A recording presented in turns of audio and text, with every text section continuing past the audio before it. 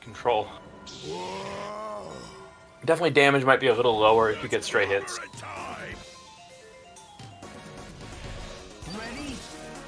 In this particular fight, Hayato really does have a lot of the control and thing if Nick doesn't find a quick hit like this. I'm going to optimize this to a full combo. Bringing the Sakura? TG? Yeah, with the Darkura install after the latest buff, he once again has it permanently, but it's much more expensive to use. And as you can see, Sakura becomes a lot more rushdown-centric. Giving her access to fireballs she can chase after really does change a lot of the fact that she normally doesn't even have a functional fireball at all. Unfortunately, my opponent had to DQ, but now I'm back on the mics with the amazing Wizard Tim. Oh and it looks like Sakura getting shot now by CaptainBackpak. Nick, quick to go into the install state, but also quick to get hit while in it. Oh, close. But then left with a pixel. Spend the meter, friend. Even if they only have one pixel, it is worth it to get rid of that one pixel. Oh, either reset or a really good block string here. Oh! Let go. I wonder if he tried to throw Hayato and then got punished for trying to throw him by the DHC. I thought he might try to go for the armored descent, but multi-hitting bullets. That could be too. Ooh, nice challenge. Oh, but Dark DMC1 Dante, very potentially scary, manages to get himself a little breathing room, but really good frame trap there by NickBad. Came down with the dive knee and then made sure to have that big boulder ready to intercept Dante before he could do anything. This one goes to NickBad, but I'm really feeling like Backpack is everything he needs. Just has to get a beat on NickBad. But this looks like it may be the end of Hayato, and Hayato is one of CaptainBackpak's amazing highlight characters. Oh, not the end of Hayato. He has another chance. Ooh, frame trap that light. NickBad really familiar with that kind of play. Fought plenty of mags in his day. Oh, and got the hit here. This is going to be potentially the end of S.T.A.R.S. Jill. How many resources get used? Oh, she's still alive? Could, but not for long. Could a level 2 DHC that if they wanted, but... Oh, yeah, when you punch sometimes you'll get that. He's trying to do back DP to get the install. But yeah, the input's a little weird. Yeah, I think the first time that he did that, but then the second time he didn't have 3 meters on deck, so it did the level 1 anyways. But NickBad looking very solid there. Thing was doing the majority of the work. Other characters coming in as cameos. Oh, but it looks like this time an initial hit from Hayato, but quickly recovered from NickBad until he gets clipped again. And ready to press buttons on drops. Good stuff here by NickBad, but also CaptainBackpak with the same strength, ready to get these additional hits. Big body is, I think, fall very weird in those combos.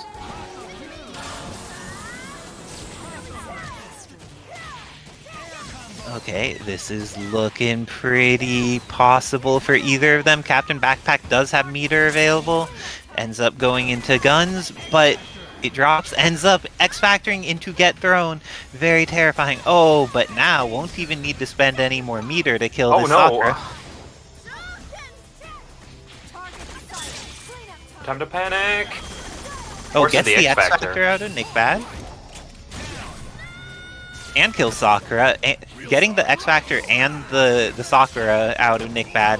Huge win here for CaptainBackpak. Oh yeah, great armor. job beating Helmbreaker. It has one weakness, the single hit. Otherwise, it's pretty much a flawless move on this character. This is a very good Helmbreaker, it's true. Tabs did tone it down a little bit in comparison with where it used to be. Oh, double no. But the thing could die in like a little bit of chip or off of this throw here.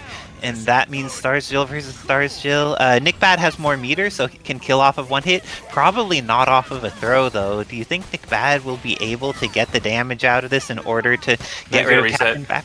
Oh my, the same interaction, exactly. I love when players get fundamental on each other. Oh, they are both going through some scrambles, but it seems to work out in NickBad's favor. Make sure to go straight into the super, so there's no more chances for any scrambles. And with that, NickBad going up 3-0 to send CaptainBackpak to the learner side of the bracket, while NickBad moves on in the winner side. As a respect, I'm sure we'll see more of Backpack in the lower bracket. They're a very good player. And when they hit their Both groove, of them would fit really well. A Flaming Gren like we got in here. I could see something that ends up a little wild, but would if Ken with flight would be terrifying though. Let's say you're about to see him at least take to the air quite a bit. A strong portion of LoadingDemon gameplay is ability to air lift Ken, even more with Stranger on the back. Oh, and now going to get in there with Captain Marvel. Hamon is going to kill off not only the Stranger, but also the Ken. It's all up to Stars Jill, but that's a great character for things to be left up to. I just saw him. Hamon's also playing your old Spider-Gwen team, except with Wolverine instead of Spider-Gwen. Ooh, going in there. Gets the hit on the assist, but good job to Hamon advancing, guarding to protect his girl. When your homie is being hit, please make sure to take care of them, especially against an X Factor 3 character. Oh, that was too fast. Flew over. Oh gosh, this is so terrifying for both of them. X Factor is almost done for LoadingDemon, however, and Hamon's now got this. Level 2. And the final hit from the level 2 kills off Stars Jill. Hamon taking the first game against LoadingDemon. Hamon ready to play in that high MS environment, even though he's playing from the West Coast, still able to be incredibly threatening with all of his characters. Looks like LoadingDemon's bringing the Thanos to point. How do you feel about the Thanos versus Wolverine lore or Thanos Captain Marvel matchup? Or wait, Shadow Lady? I think Thanos is, at least in the case of LoadingDemon, he's actually brought this character in against a lot of Rushdown characters, even when we're doing Community Edition. So I think he has a good idea what to do. Will it actually be able to outrun? Oh. The Kenneth is gone. Okay, this is giving access to Thanos with the Faultine assist is very potentially scary. But Thanos with Faultine is still needing to deal with Wolverine Laura with a beam assist and access to missiles. I'll be the first to tell you that Stranger is an insanely powerful character, but I've never seen LoadingDemon play him, and to pick him over Ken feels interesting. Oh, that's high height. This is gonna hurt. And gets in there for the mix. Okay, Stars Jill manages to get in without dying, which is great, and gets the punish on Berserker Barrage going under her. This is an investment of X Factor that may be worth it. Kills off Wolverine Laura for a single bar, and isn't going to have any X Factor left for the incoming mix-up, though. Flame traps into the Flame Grenade, and just doing the same thing with that Thanos assist to make things really annoying. Also, good use of the bird. It's a very underappreciated tool in this character's kit. The bird is very strong. Definitely recommend using it to control space. Ooh. And Captain Marvel having access to some missiles assist is very challenging for a lot of characters to deal with. Ooh, he's alive. But, yeah. LoadingDemon has been getting away with a lot of tags, but Hamon is just winning neutral in the additional situations afterwards, and hitting this TAC into what is likely a dead Thanos. And MT Sugar subscribing with the Prime. Thank you, MT Sugar, for supporting Kevin Ha by being an amazing fiance, by creating amazing art that our entire community enjoys, and also by using your Prime to support the stream.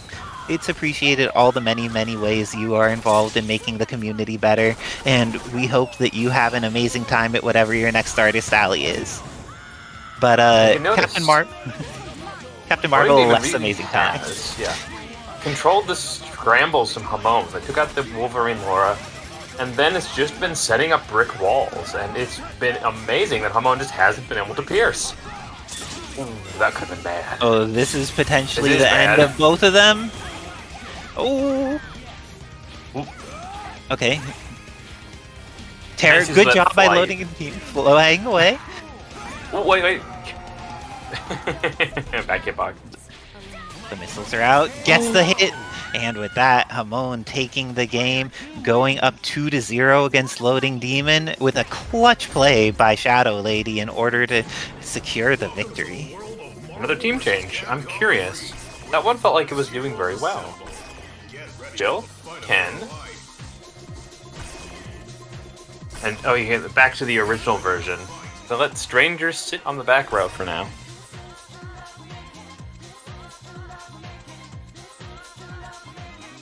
Had felt that in playing in the lower MS version, they would be playing the Stranger, but then still want to go with something more stable for trying to do this. Oh, I believe the score is actually 2-0 in Hamon's favor, Kevin, as opposed to 1-1. Yep.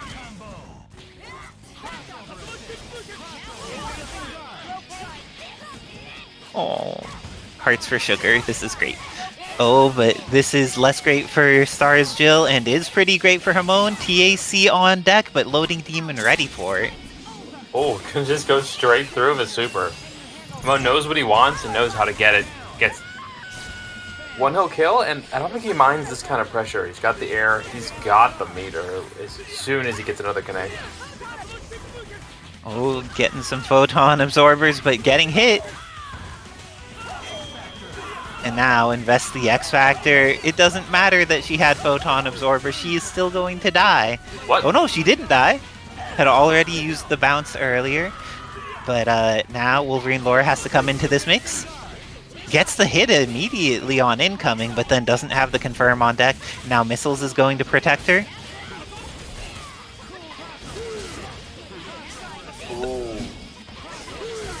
Seems like LoadingDemon manages this time to get the clean hit on Laura, kills her off, and it's all up to Shadow Lady. But she does have X Factor 3 and 2 bars on deck. Yep, we're seeing a defensive play style from LoadingDemon at the moment, just trying to eat the bar and the X Factor time if we can. And Hamon holding on decks for now, playing from far away, and ends up getting the missile super, activates the super, and now back in lady mode. Still doesn't have install active, but any hit here. Nice throw. Oh, I don't think that Thanos gets to kill in this position. And now X Factor running low for Hamon does matter though. It means he'll need to hit Thanos more than once. Oh, major drop. Thankfully that didn't connect, but now Hamon probably has to be a lot more cautious. Things like the cube will allow Thanos to one-shot. Yeah, both of them on hit are just going to one-touch here. Oh. If they confirm, got the hit. Got the hit again. Can you level? Punish? Oh no, needed to dash first. Okay, down to the last 17 seconds. Chip is going to be enough to take it, but the stable pattern from LoadingDemon missed with it. Wait, but hits the reset. Just super, you can beam. Okay, wrong player. And now LoadingDemon clutching it out with Thanos. But Hamon ready to jump back in. LoadingDemon calling his shot in the chat saying he's coming back. Let's see if that is accurate analysis or if it is going to be something that ages with some challenge. Let's see. Gets the hit on Laura though, which is a good way to get started because this character has been so threatening as she plays footsies, especially with the beam assist and the missiles behind her. Oh, tagged and didn't die for it. The cube goes for the cross. Getting some beams on deck and has access to the Berserker Barrage. Oh, the Photon Absorber did not work out. And with that, Captain Marvel... Oh no, that's gonna drop, but needs the DHC in order to salvage it. Great salvage by LoadingDemon, but we know Hamon has a Dark Laura. Flame Grenade is a nice safety tool, though. We can just make her play Runaway here. Ooh, got the hit. They're going to build enough meter that I think they could get the kill here. One more, and that should be enough.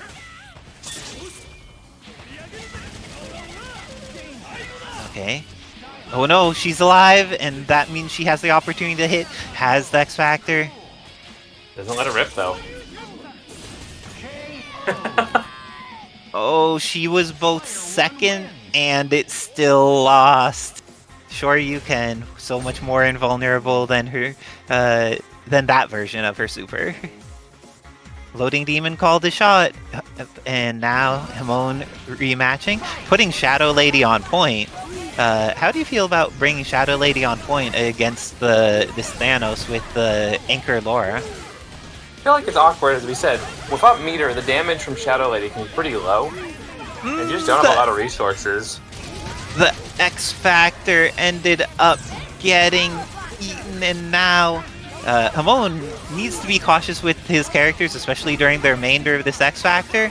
But this is looking... Demon has plenty of meter, should be able to kill, just depends on how much they need to invest. Should be able to kill. Are they killing for 1 bar? They are, and that's pretty solid for them. Hamon still has Shadow Lady, Wolverine, Laura, and X Factor. Gonna get hit by the cube. Could have potentially hit Thanos, but was not. He didn't teleport late enough to make that work. And lightning legs in both directions. Manages to use that in order to get Wolverine, Laura in there. Gets the hit, but not the confirm. Now, just like staying on him, making sure that he needs to eat these missiles, and the good chicken blocks by LoadingDemon to be able to punish when the Dive Talon comes in and gets blocked at low height. Going to catch both, and has the Happy Birthday combo on deck. Kills off both Stars, Jill, and Thanos. Missiles coming in. Missiles not coming in. Good block, that was Hamon. so risky. Okay. Now in the Charge. charge. Gets the throw again, but these throws are not able to confirm into anything with the current team composition, which has led into some neutral wins, but not a situation where Hamon can really turn it into some damage. And LoadingDemon really trying to just keep himself safe. He knew the Tatsu super couldn't be hard punished in that. Oh, but again? This one will. Oh, this one will not. Did that cross? It did. My gosh. Oh, you cannot put assists in front of yourself, but it's all fine. Hamon, stay No, it's not frosty. And both of these players making it through scrambles. It looks like in calling his shot, LoadingDemon did not respect that Hamon came out to play today, taking it 3-2 and securing it with his Wolverine Laura. Great stuff to both these players. LoadingDemon, I'm sure, will do amazing things in this to Captain Marvel Beam and Laura Berserker Barrage. Oh, yep, that's the risk. Very hard to run into that as a normal space character like Cammy. And Axe is very like Dormammu. You have to position and guess where your opponent goes, but they will completely stop the ground. The cross up in the corner caught Shogundo, and now that's going to be the end of Carnage. ProCrazyChris getting the first character. Juri manages to touch the ground. Great job air blocking, and then using the landing frames to cancel recovery, and then get that really fast crouch light on Cammy. Great stuff from Shogundo.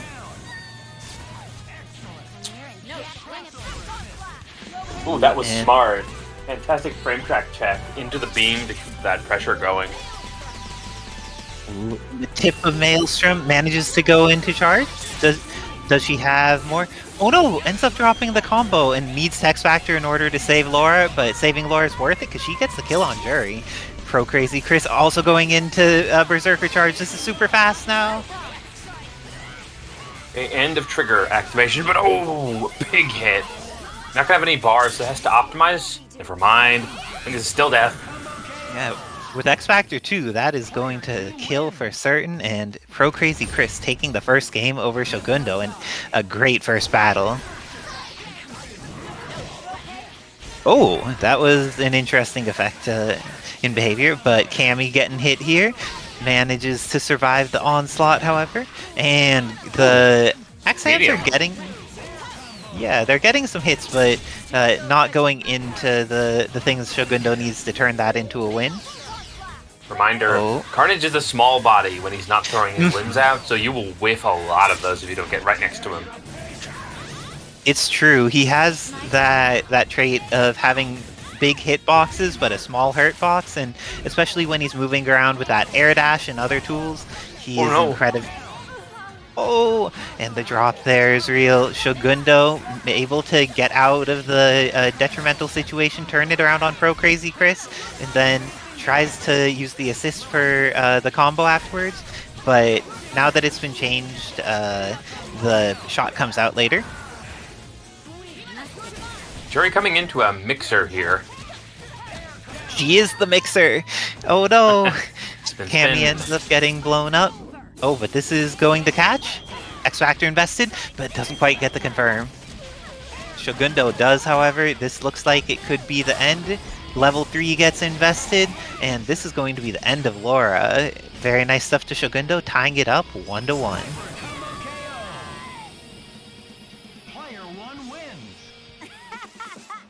Let's see if there's any adjustments by ProCrazyChris on how to address this. Decides just to go back in, rematch.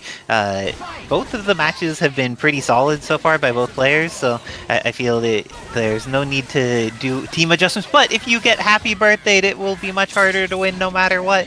This is into Super number 1. Yeah, DSC is easier than going into another one. Oh no! I would X that. Wolverine Laura left with a pixel, but it may end up working out anyways. Gets in there, but unfortunately, the Happy Birthday goes the other way. ProCrazyChris ends up catching Captain Marvel weirdly, where the pressure of her body pushed back. Nice. No, Pixel Laura, very Pixel Laura. Ooh, that could have almost killed Cammy right there. That's weird, it went the wrong direction. Indeed. So it looks like this is going to be... Oh, goes into Feng Shui. Is up to 2 meters, but doesn't get the knockdown, so they don't have a way to go into their super.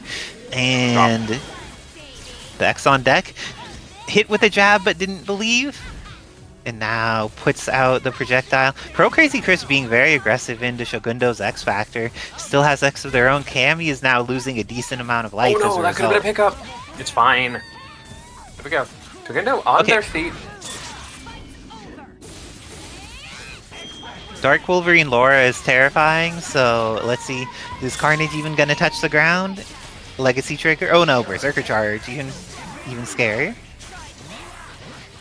Nice Gets the hit.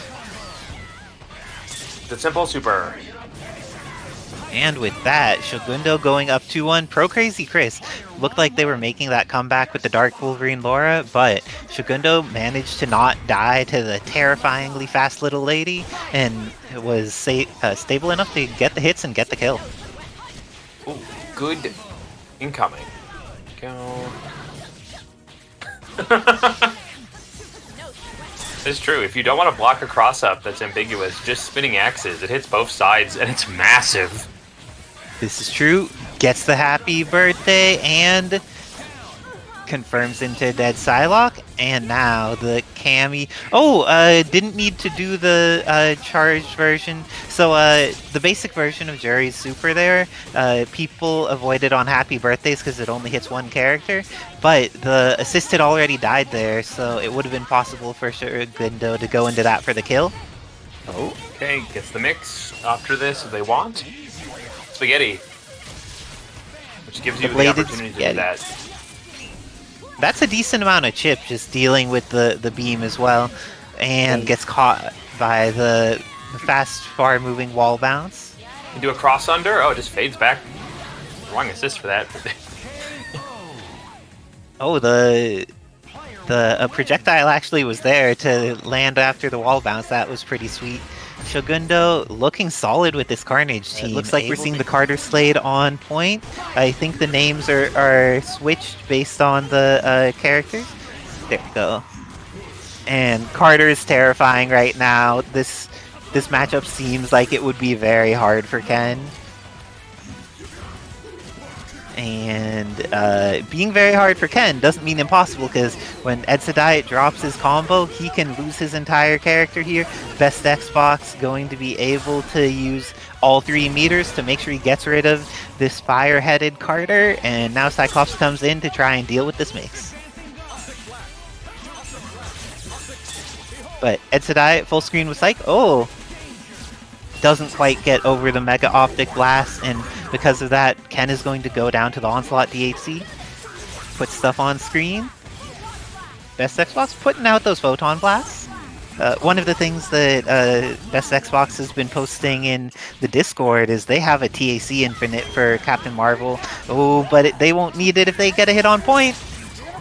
Then the assist, but then too far. Oh, tried to make it an easier time punishing and still didn't quite get the punish. Captain Marvel getting clipped here, however, this is going to be the end of Captain Marvel.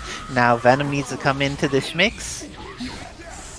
Ooh, manages to jump out with the 6H.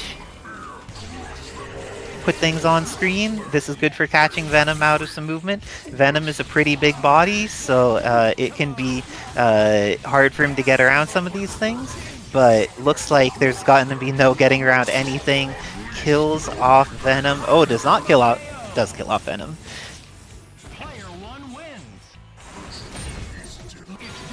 And both players ready to get back in immediately.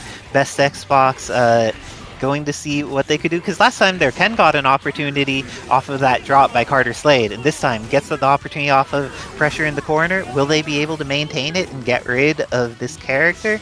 Because Carter, incredibly scary right now, has lots of tools for controlling space. Good pickup on that. Gonna set the next layer. Be very on your game of Carter, because if your patterns start to fall apart, you will be punished incredibly hard. Commitment. Terrifying. Uses the level 3 in order to get through Ken's super. Gets rid of Ken and protects their Onslaught. Now Captain Marvel's going to come in. Gets the throw. Invests the X Factor. This time it works out. Last time there had been a drop, so now Xbox has momentum. What does he do with it? Oh, tried to catch that landing, but it's fine. Staying too in, if you ask me. Oh, and with DHC, this is going to be the end of Captain Marvel. Decides to do it with the drones, but because they tried to do it with the drones, Captain Marvel does not die. And the Shockwave manages to clear out. Venom has plenty of meter here, but not going to have plenty of life when they get hit by X Factor Onslaught.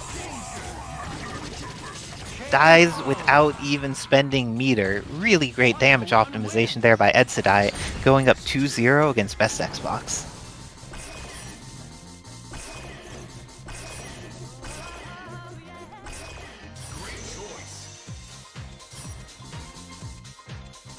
And it looks like the Venom's moving to point now. Feels like that'll be a better fight against Carter than the Ken. I could see that being accurate. How do you feel about it? Do you think we're going to see like servbot assists, or what may be going on, Wizard Tim?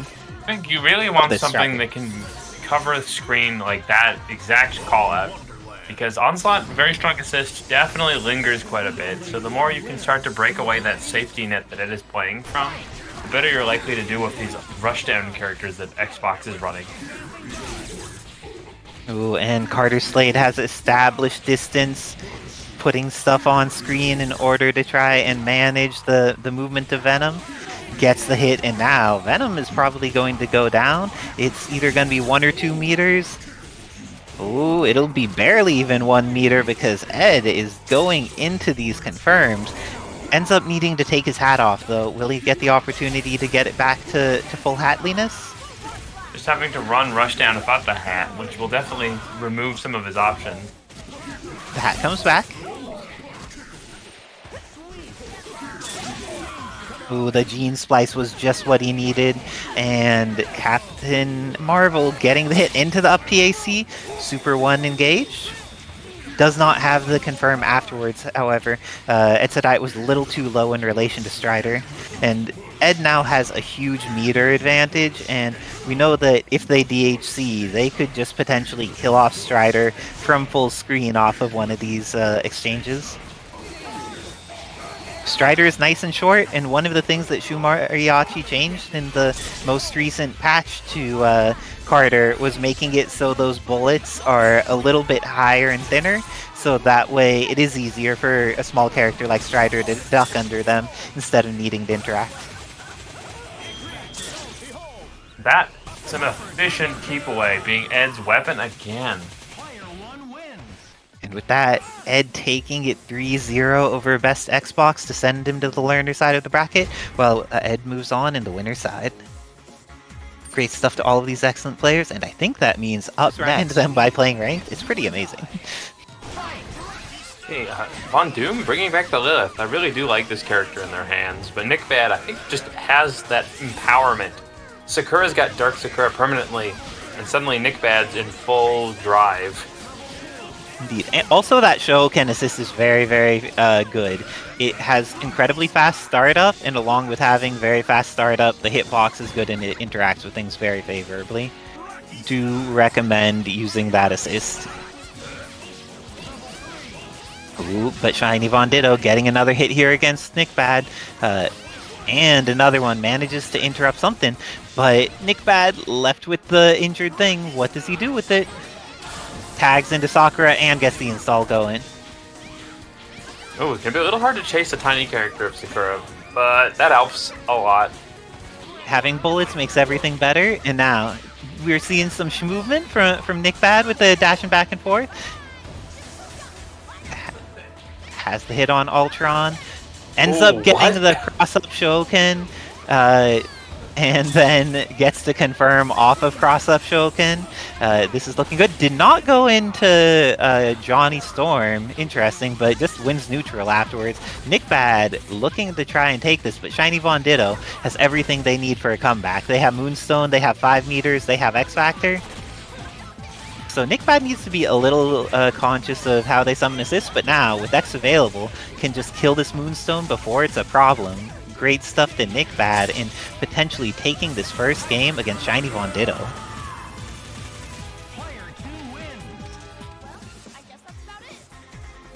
The NickBad color and the NickBad player. Things are looking great in this first match. Then ShinyVonDitto changing to the US Agent. US Agent, definitely a character that they have a lot of experience doing good things in footsies with, and then changing also to the Strider 2099 with Bird Bomb in order to try and control the neutral a little bit more with their assists. Let's see how this ends up working out. Oh, that start is looking scary for US Agent. But does live, and living is all you need to do because you can kill someone even if you're just down to a pixel in this game.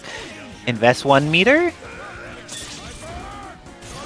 Ooh, does not have the meter to DHC, and because of that, invests an X Factor into the role with assist. Gets the mix. This is going to be potentially the end of the thing.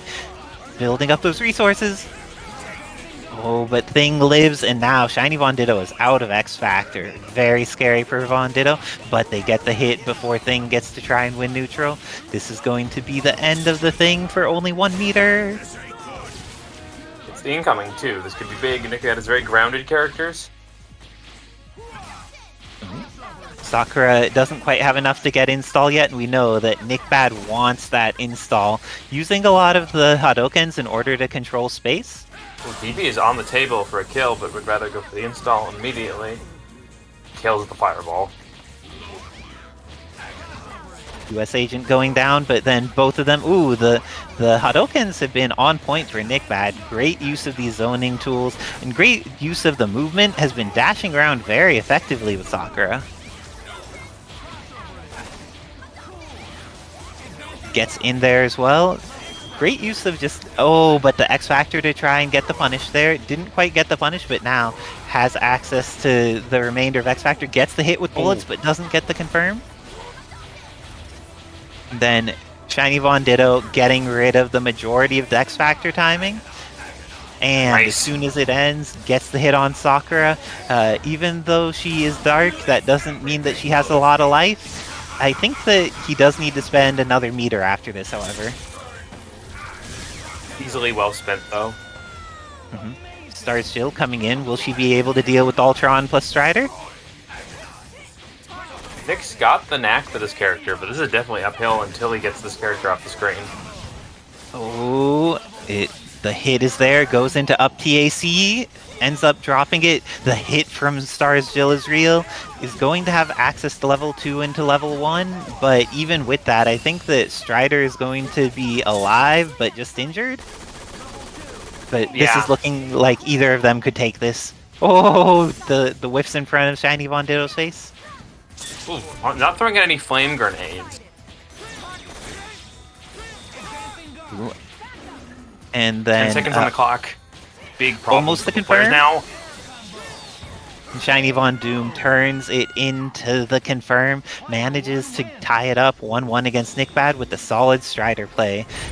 They make really great use of Strider's normals and have just been able to get into things. ShinyVonDitto with the immediate snap into NickBad having the good defense, getting the hit, and potentially being able to kill off this US agent.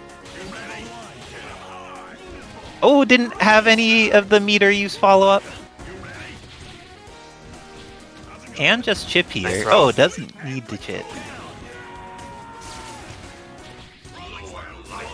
Oh, and didn't end up making Ultron block with that mix, but does with the sack and is going to get hit because the combo drops. It looks like Thing is going to take some damage, but I don't think he dies here.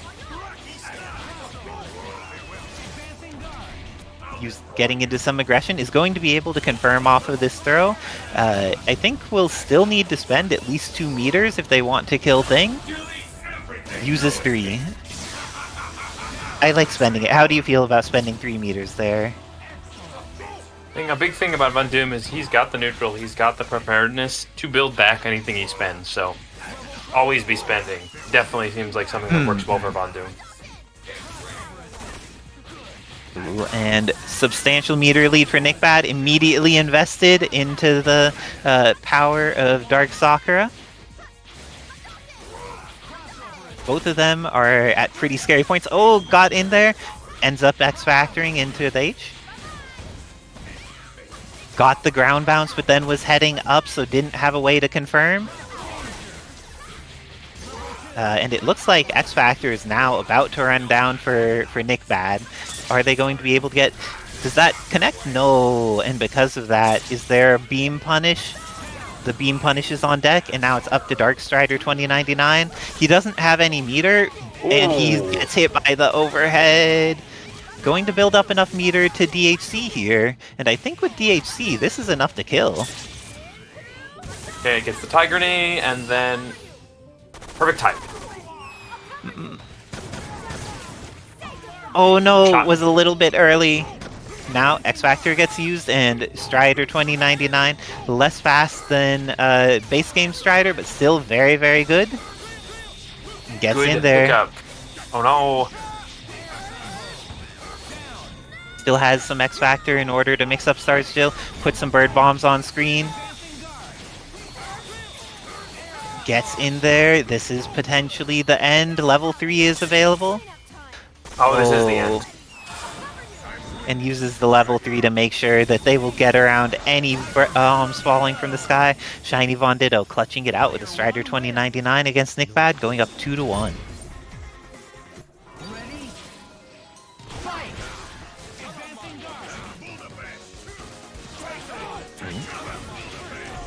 And that Boulder Bash is something that NickBad has been using as a poke really well against ShinyVonDitto. This time, Thing does get hit, but it takes a lot of resources to kill Thing. And if you drop, you don't kill him at all. This is looking like it is bad for US Agent. Sweet Aunt Petunia is not his best friend, and neither is Sakura, because this is the end of US Agent. Ultron coming in, but this is the first time we're really seeing more of NickBad Sakura without install available. He's played this character a lot more recently, because up until recently, Dark Install was so hard to keep up. Throwing some rocky starts. Gets both the confirm, didn't quite have the confirm. Good job to go for it. Both get out. Orbs Jr. are going to keep it safe.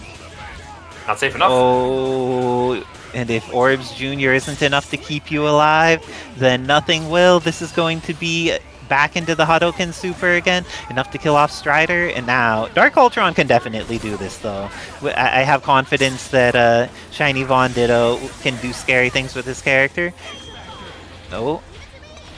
Dry tags, and the tag hits. Very scary situation for both of them. That's a lot of dry tags to do against an opponent in X Factor 3, but I am not NickBad, and NickBad is the one who just tied it up 2-2, so he knows what to do in this specific situation, even if it's scary. The man got his favorite character back, and he's just on pure cloud 9 at the moment. The 4v4 Marvel game gets announced. Sakura gets some nice care and love that she has been needing. This is a good week for NickBad. I mean, Vondoom definitely able to go toe-to-toe with Nick, but it's interesting how these matches always resolve to these last connective neutrals. Ooh, got the hit but didn't believe. Has the hit on Ultron, doesn't overcommit. Ooh, and jumping in there. This time gets the hit with the Crouch Light, going to be able to kill off US Agent. Has 2 meters available, so they will definitely kill Ultron if they get the hit.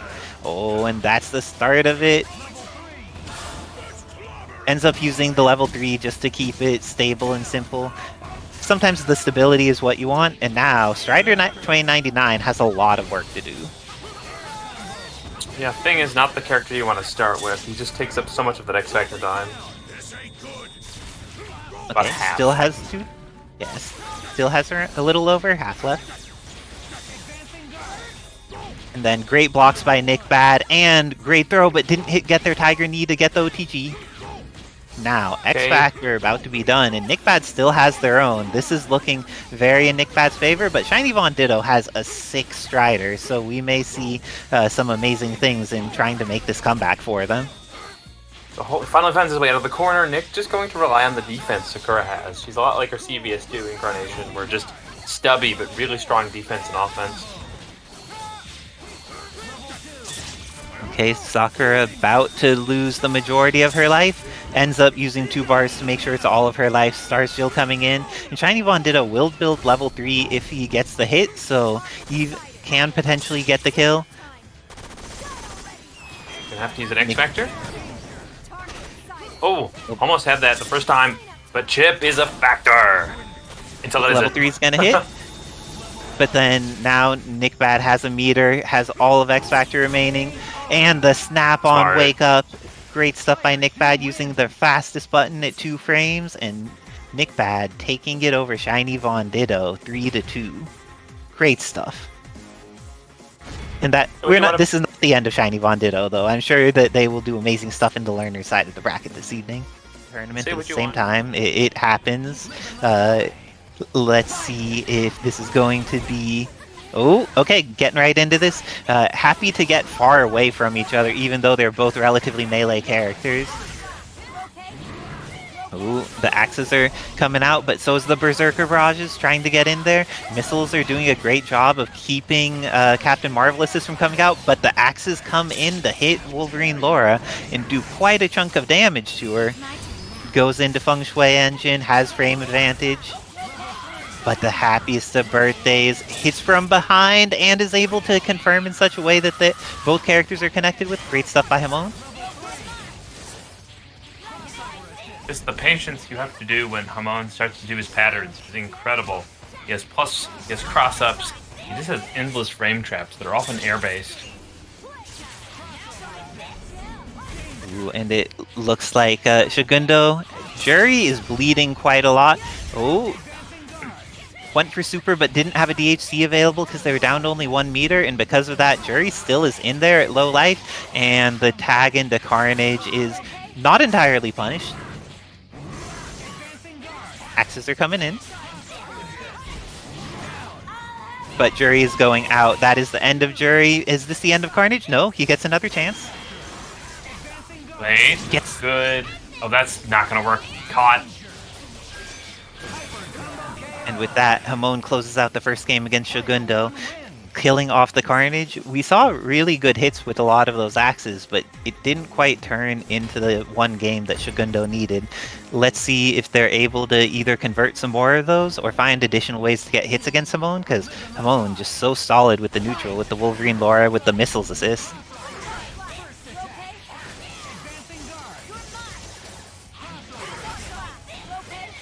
Okay, getting some aerial movement to try and get started. And Axis jets out of range of hitting the Captain Marvel assist. But missiles coming in, and Hamon ready to get the confirm. The damage scaling off the start of it means that they're going to hit with this TAC and just use 1 meter, 2 meters. I think it'll be 2 meters, but it may be 3. Do you think it's 2 or 3, Wizard? Oh, that was super close. Just 2. Oh, and great job with the hit. Has another potential confirm. Shogundo going to activate install and then immediately get hit. Fortunately for him, he still builds meter while in Feng Shui engine, but is going to lose Juri. Now it's up to anchor Captain Marvel. She is a good anchor. X Factor 3 is good for her.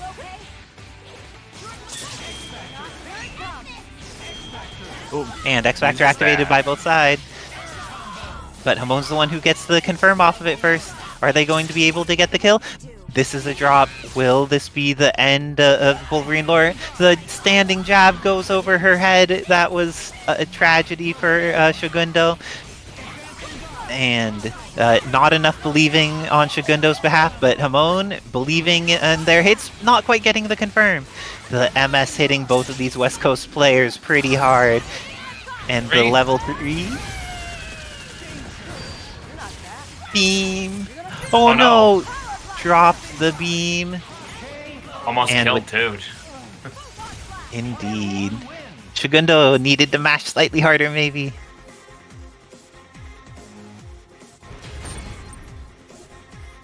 Okay, Shogundo making a team adjustment potentially, or just taking a moment to think. Thinking is good too. Even if you're playing the exact same team, being like, what am I losing to? What behaviors do I need to do more of that are working, and what are the behaviors I need to do less of that my opponent's outplaying me on when I try to do this thing? It looks like bringing the Juri to point. How do you feel about swapping Juri on point against the Wolverine Laura instead of the Carnage? I don't know. With Bison assist though, okay. That makes more sense. That can be helpful because Hamon's been making really good use of the missiles, and Bison, if he interacts with missiles, will just blow them up as he goes through them. So maybe this is Shogundo's attempt to have something to have a little bit more control and fighting off the power of the Shadow Lady assist.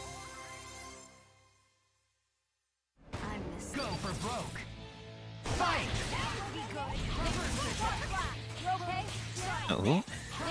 Juri eating some missiles and activating Feng Shui, gets hit but does not get confirmed on, and Hamon immediately getting pressure in the corner, and the pressure is good. Going into invulnerability off of the drop isn't going to kill Juri, but leaves her at a very low life, and the tag is real, gets the throw on Bison. Captain Marvel assist means that they could confirm. Earlier we saw Hamon have challenges with confirming when they only had Shadow Lady left, but being able to have that Captain Marvel means that this should be the end of a M. Bison. TACs, how do you feel about TACing, Tim? like there was a way to kill if you just wanted to spend it, so Yes. you did it anyway. Yes. Oh, and hits with the dive kick. It's all up to Shogundo's anchor, Captain Marvel. What will they do to try and survive incoming? Use the Blitz Blow to get out of there. Gets the hit. And confirms with X Factor. Oh, their attack didn't come out before they got to the ground. Armored through once again. This is death. Wait, no, it's not. That slash was fast mixed, though. Goes for the Beam Super, ends up going to... Ooh, another chance to live. Shadow Lady is bleeding, but Captain Marvel may lose her entire life here, and with that, Hamon is going to take it 3-0 over Shogundo. So Shogundo goes to the learner side of the bracket, and Hamon moves on in the winner side. I need to hop off in order to play my match against... Okay, this seems to be a very Hulk-oriented offense until Isicera can build that space. Once the booms are out, the momentum is completely dead for this character, but in the face of huge damage and rich offense like Hulk has, it can definitely be very traumatizing. Both players with charged fireballs. And Sword just doing what anyone would do in this situation. Just pushing Guile into the corner and doing their best to stifle anything Isicera is planning to do.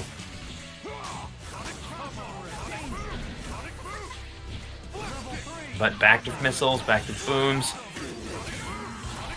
This is definitely a challenge for both players, a bit of a quick draw situation. And Isicera comes out on top. Sword not taking too much damage into his assist till this moment. But Isicera really going to make this last little portion of Guile's life bar a pain for Sword right now.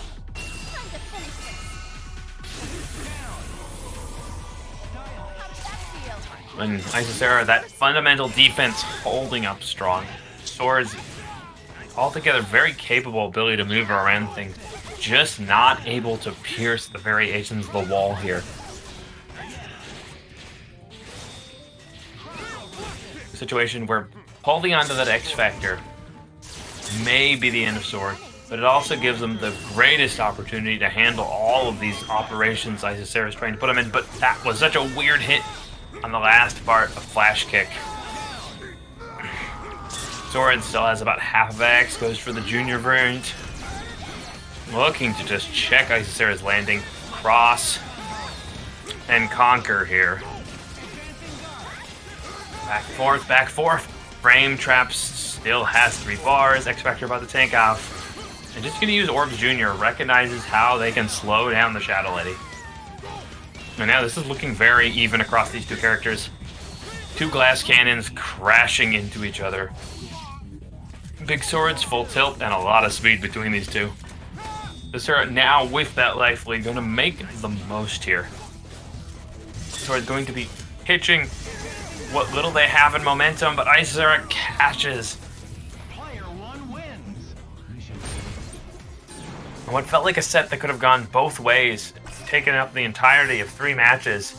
Isicera takes the first victory with 2 more possible, or is Sword going to stop that right here? Oh, brings in the evil Ryu. Gonna let the Carter Slade go back to the back.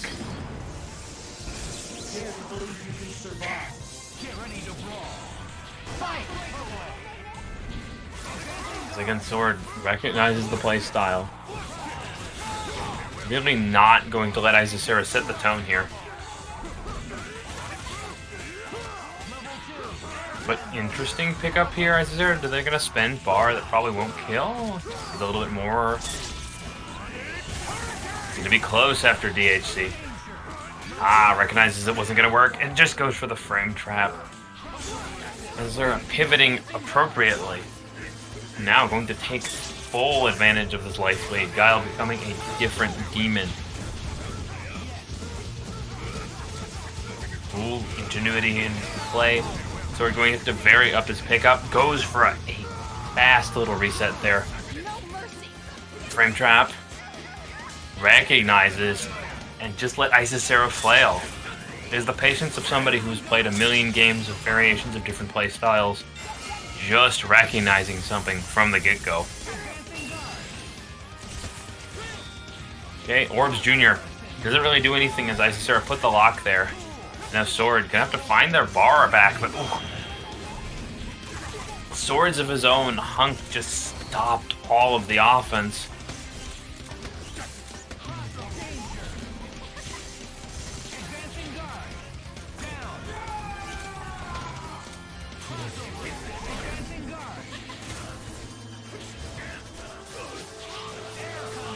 Great catch. Going to have 3 bars, just needs to finish out the last section of this middle combo. One more follow-up with the assist will do it. 2 up by Isicera. Sword was able to keep the momentum so firmly in the middle on that first match. Isicera definitely pulled away very quickly. And it was just not something Sword could handle to be in the back rear view window for so long during that.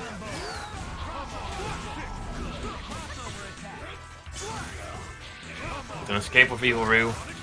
But Isicera, the defense just lock tight. Now Sword once again looking to recognize where they can ply their trade. A great idea to use that roll there. The missiles projecting a perfect scenario for Isicera to trap. Catches of the assist. Orange Hulk just under constant damage.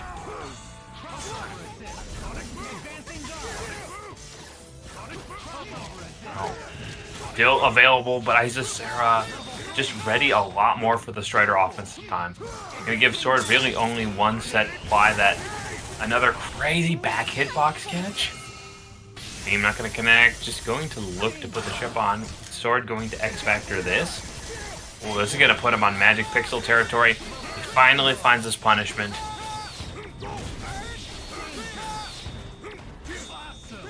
Oh, critical drop at the worst possible moment. They're going to put the block string in and actually just catches. Sword putting on a button when he couldn't punish. Fundamentals versus fundamentals. Isicera clears it out. 3, Sword 0. Great matches both. Still into the offense. You're gonna see a Carnage straight from Shogun here. Ooh, catches Hayato. Oh. A big factor of running the shell like they are is the option to pull back like that. Carnage, generally a melee character, still has such incredibly fast air movement and other control tools. They are just able to hold and resist the need to be so damn close to someone like a Logan or a 23, but it doesn't matter. Backpack more than willing to admit that he is playing a pure offense character and not afraid to go in. Good defensive read from Shogun, gonna take out Hayato, but it is just trading momentum between the two of them right now. The Jill versus the Juri. A tale of 2 low kicks.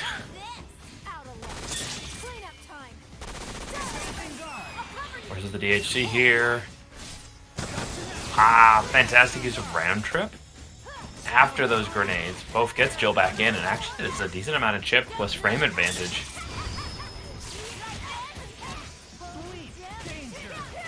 Ooh. Didn't finish his combo. Ranting. In this case, both players back and forth, opportunities to put on their own pressure.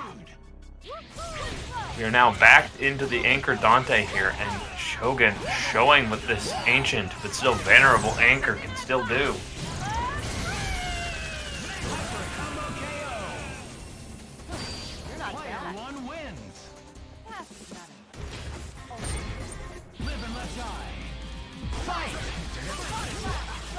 And over the top and through the woods. Carnage just blasting in, going to frame trap and keep Backpack locked into this tight space. One more.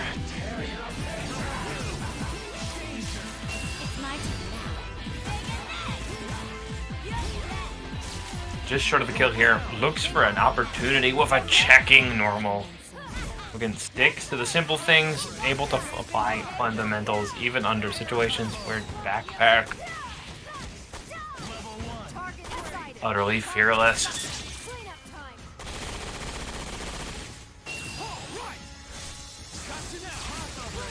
Backpack really has developed a great little flow option there, realizing that they can always just use super into that DHC route. It's the perfect ability to just slow the offense, rearrange the team they want, and possibly just set up a pure guard break scenario. While it's not necessarily cheap, the ability to turn meter into that much of a tactical advantage on his whim, definitely a helpful feature. Oh, a fantastic layering, evades the Helmbreaker, and then sets up an immediate burst of pressure against Backpack. Oh, didn't finish the job. That's one of the possibly scariest anchors. Apply, but oh, he tried to challenge. Vinny Acta is notoriously active. And 2 on the board for Shogun. Welcome back. We are possibility Backpack turning this all around, or Shogun going to take it.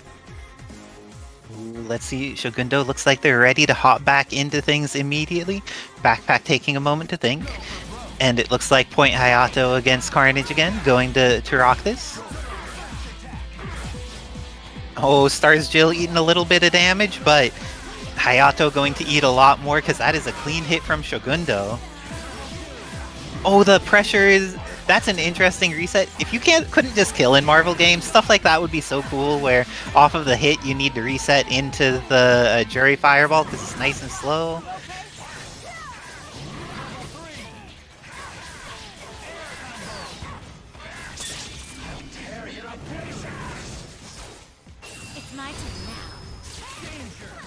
Wow, burst option. Ooh, and with that... Ooh, but CaptainBackpak does have access to 3 meters and X Factor 3. Pressing some buttons, but Shogundo ready to X Factor at an ideal time, has plenty of resources, ends up spending 1 bar here, and is the Carnage DHC enough? It might be enough to kill off the MC1 Dante, and with that, Shogundo in a clean 3rd game, going to eliminate CaptainBackpak from the bracket this evening. Backpack, we always appreciate to see you, and we love to see your But journey. we'll see. NickBad's a smart player. He'll use the air tools and other things that are necessary to get around Carter, and gets in immediately. Wizard Tim, why do I need to fix my face here about NickBad just having those footsies and getting the damage done? As I told you, he's Nick Good. The name has been alive since day 1. We've all been played. Ooh, and the confirm is real. NickBad going to kill off this Carter Slade before he gets a chance to really get going. And now, ended up getting the wrong super. Unfortunate for NickBad, and Edsadiet going to drop their combo. Something that happens a little bit more when they're playing on East Coast as opposed to West, but going to get some more opportunities. Ooh, Sakura got so many chances, but now she's dead, and all of that meter for NickBad. Couldn't have said it better. It's a bit of a rocky start at the moment. Oh, Edsadiet has access to either DHC or level 3. What's he gonna do in resource investment? Goes into the beam, has access to drones, and this way he'll be able to still spend 3 meters on deck and be able to DHC back if he needs to. But that was unfortunate for Edsadiet, but great for NickBad. This is a character that X Factor thing still needs to work to kill. Oh, the bounce was already used, but resets with the throw. Oh my god, that fade forward. NickBad just looking to see where he was going before he swung. Oh, got hit.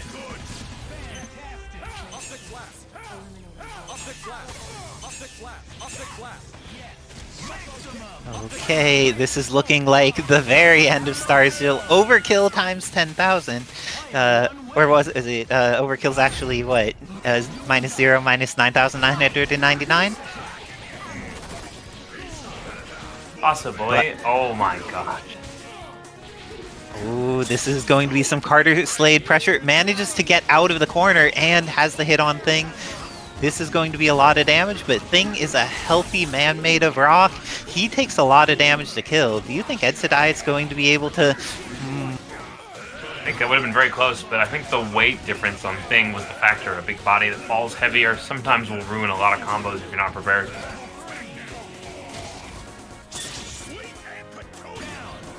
Oh, and this is going to be Cyclops coming in. Uses the safer super, is going to put pressure on, but doesn't have a confirm available against Thing. Bullets are coming in. Oh, stood up into it, and that didn't combo, but Ed does not have the combo on deck either. Thing is still alive. And Cyclops body blocking there made it so Onslaught was able to get the kill on Thing, but NickBad, substantial life lead, has access to more meter, but X Factor available for both players, so if they get started... Oh, going for the bullets, ends up activating X Factor on both sides, went for the counter, but NickBad, realizing it, goes with the 6H for the projectile, but is going to lose his S.T.A.R.S Jill here. Now it's all up to Sakura. She still has a quarter of X Factor left. Oh no, great she's cross done. Under. With that, Edsadiet going up another game, 2-0 here against NickBad.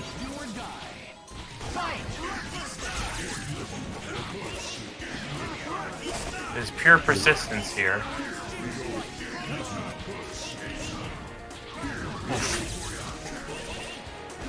Oh, and Edsadiet now showing more of why this matchup seems very in Carter Slade's favor. Going to be able to kill off the Thing, and now it's up to Sakura. She doesn't have install available yet because she only has 2 meters. Oh, couldn't get the OTG. Gets in there, but doesn't quite have the confirm. Both of them whiffing a bunch of normals, but when that happens, Carter Slade gets to start re-establishing his neutral.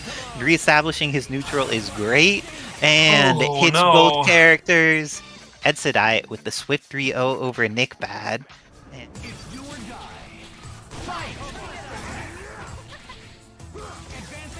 And the very traditional movement pattern Yun has definitely going to be a lot more of a challenge for Hamon to get in against the Guile.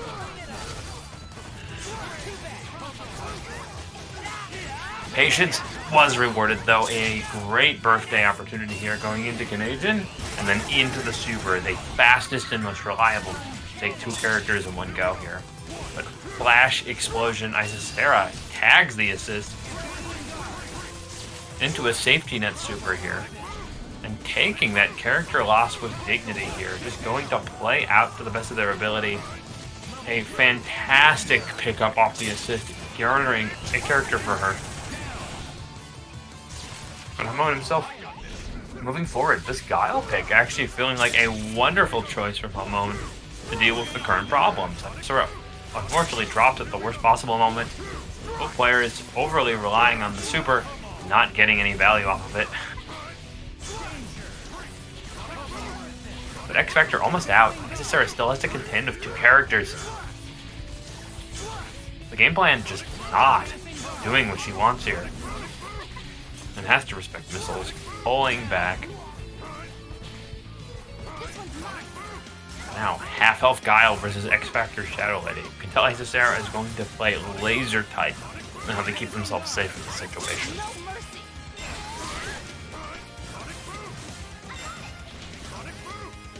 Ever moments to watch. It's when Isicera is definitely trying to bait the X Factor or expect a super out of Hamon.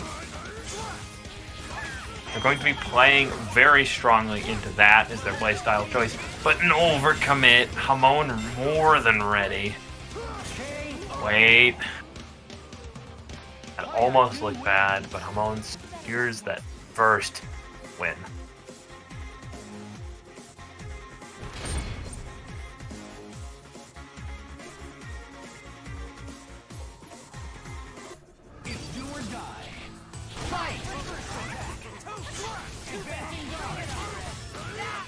Sarah tries a little bit more to mix in different things here, recognizing that the application of pure projectiles didn't work.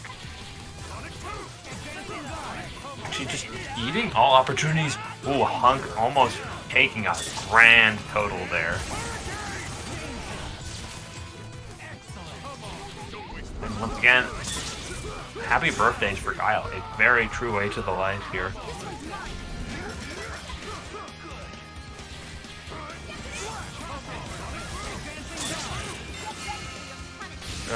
Plays it safe. Baits out a spent meter from Hamon. Still looking for the opportunity to force the X Factor. A great connection. Even if they couldn't kill on that one, they could have always X'd and supered again.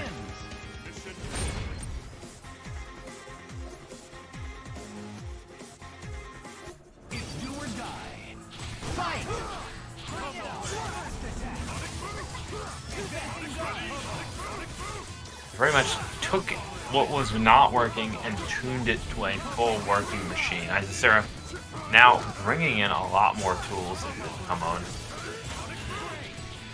This alteration to a normal heavy mixed boom game, just absolutely the call out.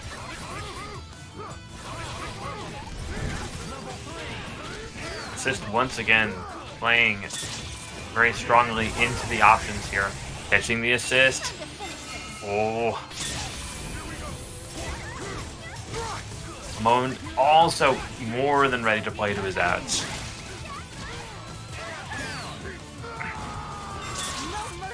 This game continually back and forth. Leading assist character on the back, Yun is going to have to be the stop here, but this is exactly what Hamon does to get it going.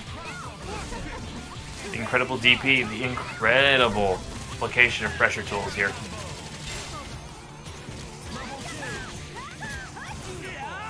Just short of that kill, Isicera definitely going to be feeling the pressure if they cannot get Shadow Lady before she regains more health.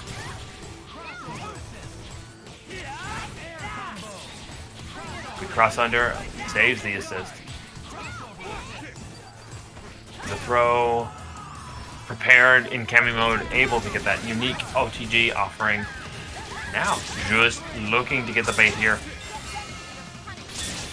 Assist going to get tailed by Isicera because they're still in Cammy doll mode, had access to the DP super. Ooh. A very classic season trick to just use a lot of that X Factor time and put Hamon into a bad situation. Isicera more than willing to weaponize any and all assets she has if she can do something like that.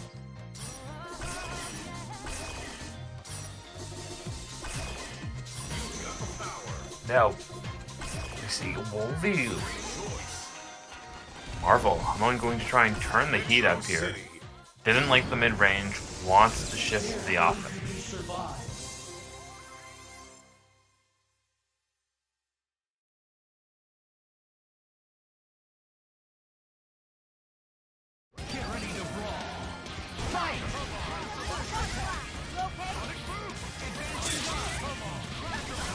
Oh, instantly catches the meter spin. Isicera playing on the ball to react to Hamon's plays again. Good burst though. Hamon varying it up to this is the kind of high octane match effect when these two players fully capable of adapting to what they see. Catches the assist. And Shadow Lady, despite the attempt to get her out, just unable to escape Isicera's pressure.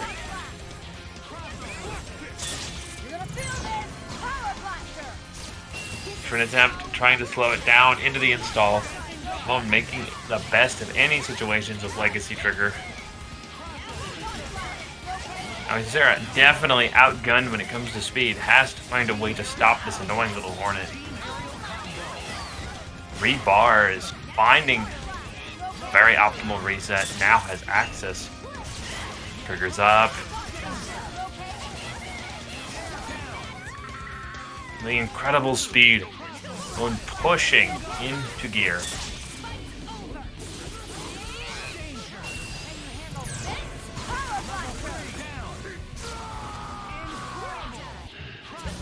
Now pushed to her anchor hunk pretty early, all things considered. Hamon just able to turn things around, but a critical happy birthday. Isicera going to close this out from what looked like a bad situation.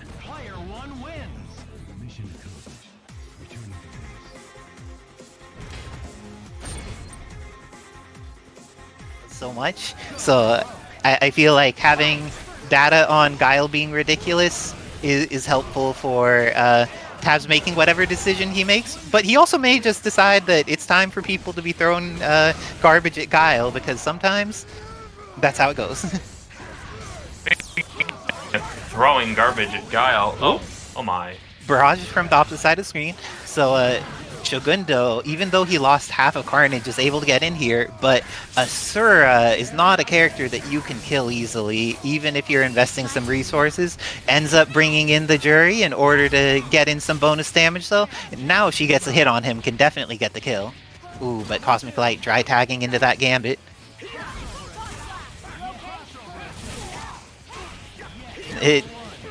Yeah, Tabs, you missed the Guile is in the state that someone DQ'd, and then the second person said that they'd rather fight Gloria, which and they are not someone who would put that as a good thing. But HUNK is also unreasonable, that too, but... Yeah. Oh my gosh. The Axes, that was such a great alpha counter. Shogundo is one of the only players in our community that uses alpha counter consistently. So good on Carnage, too. I've definitely been aware of the option. I'm just not a man of talent enough to properly use it.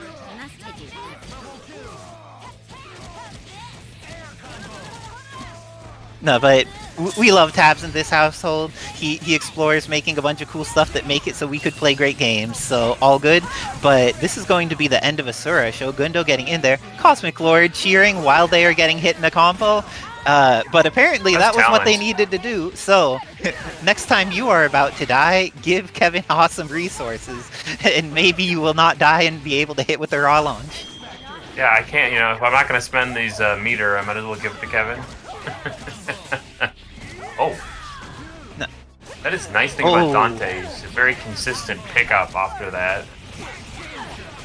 And Shogundo getting the pickup here, able to get the kill without spending any meter. This is quite good for him. Gambit versus Captain Marvel ends up going for the Shockwave. No confirm available, and this time there is Shogundo, immediate level 3, doesn't want to provide chances for error, and with that, Shogundo going to go up 1-0 against Cosmic Light in a nail-biter of a set for this top 8 learner side.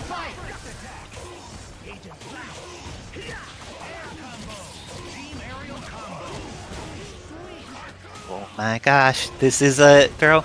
Cosmic Light's Asura seems to get a decent amount of hits. I feel like they really get a lot of value out of this character, but doesn't quite turn them into kills. This time got the up TAC on Juri into the down TAC. Already used the bounce, but now tags into Gambit. Has DT Dante in the back. Oh. Both things are dumb tags.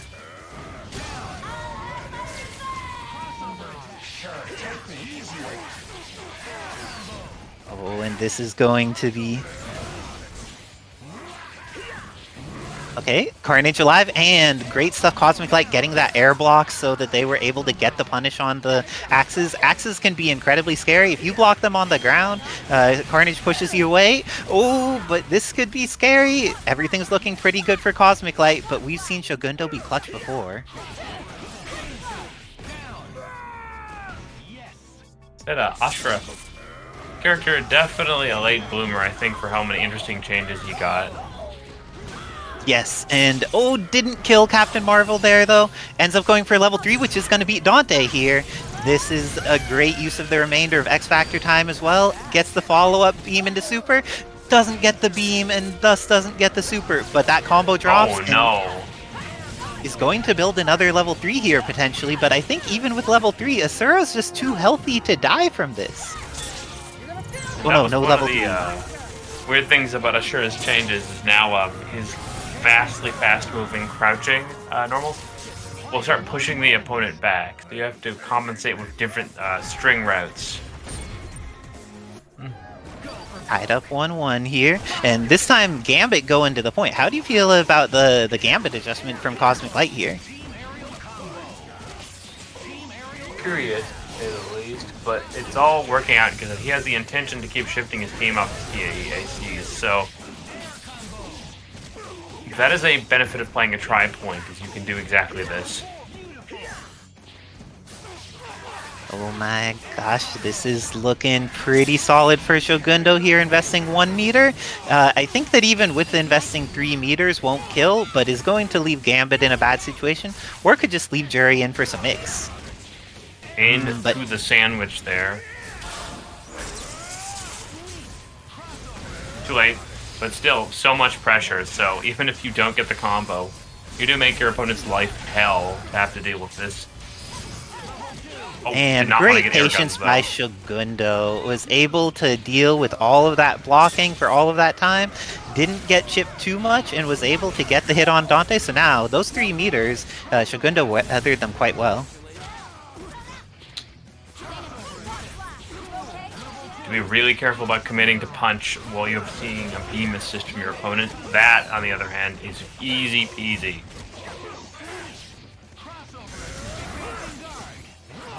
Oh, and that S was not something that was safe. This time Shogundo gets the punish on it. Doesn't end up spending the additional meter, and Cosmic Light, ready with that throw, going to be able to kill off Carnage because he spared Gambit and gets TACs in the process, but goes for a second TAC.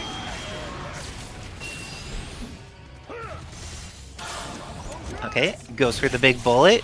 Shogundo able to block. Gambit coming in when he has only 1 pixel remaining, dies. But X Factor is still available for Cosmic Light, which is a big deal. Shogundo getting the hit though, has 4 meters on deck, is very likely to be able to kill. Gets the level 3. Is level 3 enough here? Asura is a very healthy god. I think the OTG pickup might give you a little bit extra damage. Oh, that's nowhere near. Second super required.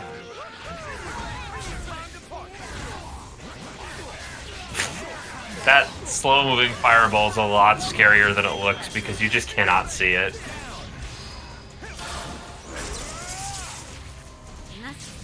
Ooh, and this is how you kill. Oh, hit with the backside each time. DMC1 Dante is a character and a half. But now there's only 10 seconds left on the clock. Oh my gosh. Just run, just run. X Factor's here. I want to see... That works, yeah, round trip. And the life lead is definitely there for Cosmic Light. And it's going to be Cosmic Light going up 2-1 over Shogundo, cleaning it out.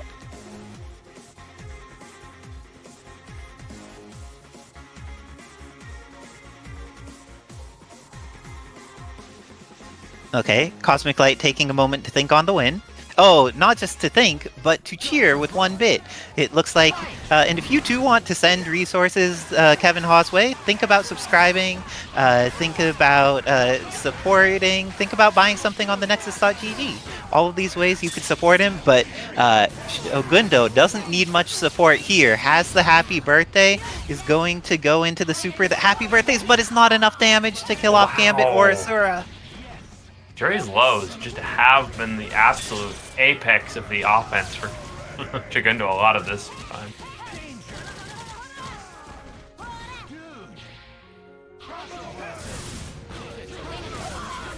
Oh, and lots of Barrage here. Oh my gosh, Barrage is doing a great job of controlling the space. Ends up getting a snap, and Asura down to a pixel, pressing some aggressive buttons anyways. Let's go into X Factor, but Crouch Light beats the overhead. Ooh, X Factor starting to run down here for Cosmic Light, and Shogundo has their full team alive, gets the hit as well. May be able to just kill off Dante here, depending on how it goes. Super 1 has access to X Factor.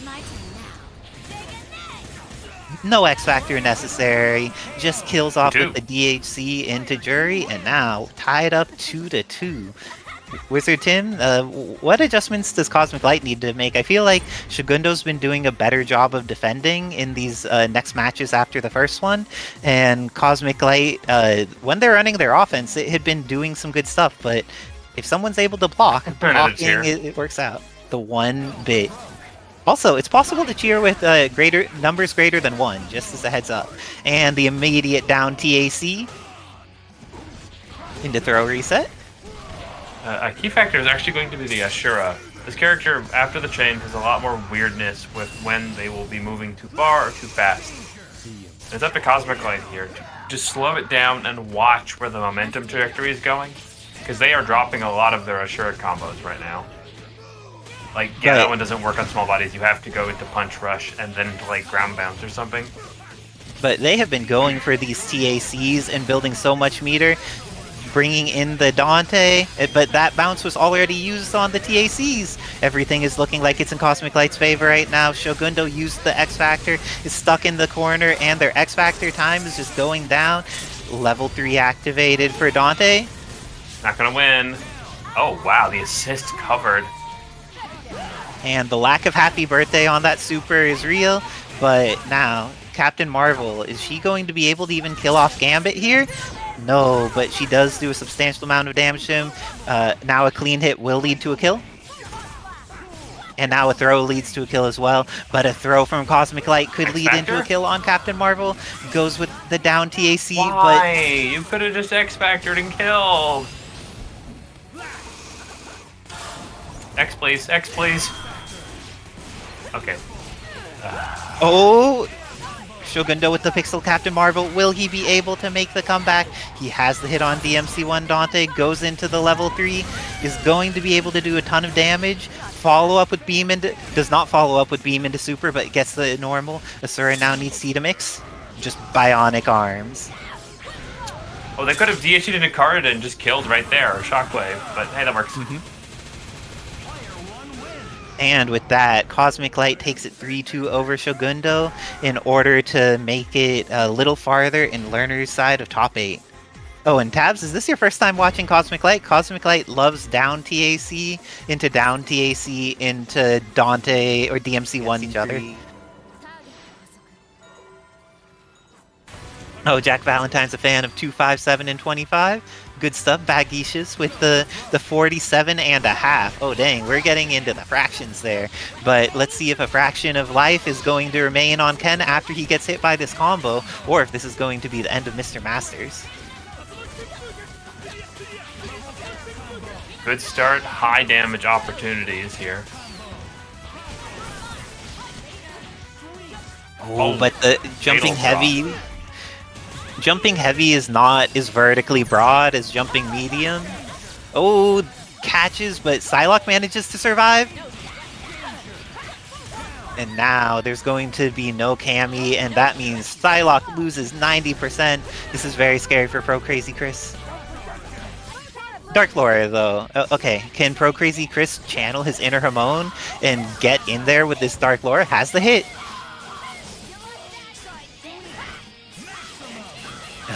Reset, reset, reset. Sometimes you just keep hitting your opponent. This time you only need to use 1 meter to kill, and with that, ProCrazyChris kills off Captain Marvel. Ken needs to eat this mix-up, and Legacy Trigger is activated. And Berserker Charge. Yeah, and X Factor, do not attempt to blink. We have just achieved Ultra Instinct speeds here. Yes, this is the fastest character in the game. Oh, good opportunity. Oh, wow. Got around it. I'm surprised she did not get hit by that web. Good connection. Gonna have just enough X Factor time, I think, here. Oh, that's weird. Is it enough to kill? Leaves with the Pixel, and BestXbox getting life back because of that X Factor. They won't be able to die to immediate chip, but get caught by the Berserker Slash. So ProCrazyChris. To Zenguppy. Thank you, Vetus. ProCrazyChris showing yet another one of the amazing players in bracket along with Hamon, showing that, like, if Wolverine Laura's in the back, she may just kill your entire team. Very slept on if you're not Hamon. Yes, agreed. And people sleep on Hamon with it too much too. They don't snap that character enough. That character will kill you. She will kill you dead. New Killer Bee. Got a nice little change there.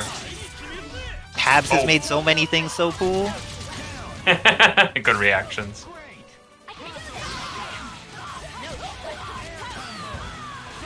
Oh, hits with that, and this is going to be... Oh, Cammy got ended up dropping, but gets another hit. ProCrazyChris just running his offense on BestXbox here. Going to potentially be the end of Captain Marvel. Supered, hopefully it will not be punishable on incoming. Oh, instead it's a happy birthday for BestXbox. goes for the super, is going to be able to nicely spaced to be able to kill off Psylocke, but the punish is real. Is ProCrazyChris going to be able to kill off this? Oh, he is going to be able to kill off this. Doubly so now. Did not need to do it that many times, but we appreciate these sort of things. Oh, that was really no, weird. It dropped it and then used another meter. BestXbox again. It's hit with the backside of tabs, please. No, that one's fine. Chat, what expletive did Xbox just utter in his abode? I want to take a pull on this. Yeah, that's Wolverine's hitbox on a tinier body, right? So that means it expands more into her. Logan, someone says Logan buttons. Logan buttons are also bullshit. Yes, agreed. But that was a tragedy for BestXbox. Oh, Slopters. Thank you. You're Just Marvel? Well, we love you, Just Marvel. We are happy with all the wonderful folks in our community. And we're double happy that people are choosing to invest in the palette swap community because it's people like Tabs making characters, rebalancing things. And like, Tabs also helps all the other modders rebalance their stuff because he has a deep understanding of both game design and the Marvel engine. And with iteration, all of our characters have gotten so much more interesting and more fun to interact with as a result. But let's see, BestXbox finally getting some momentum started. You think he'll be able to turn this around and try to make the reverse 3-0 happen? Thank you, for getting the Hamon.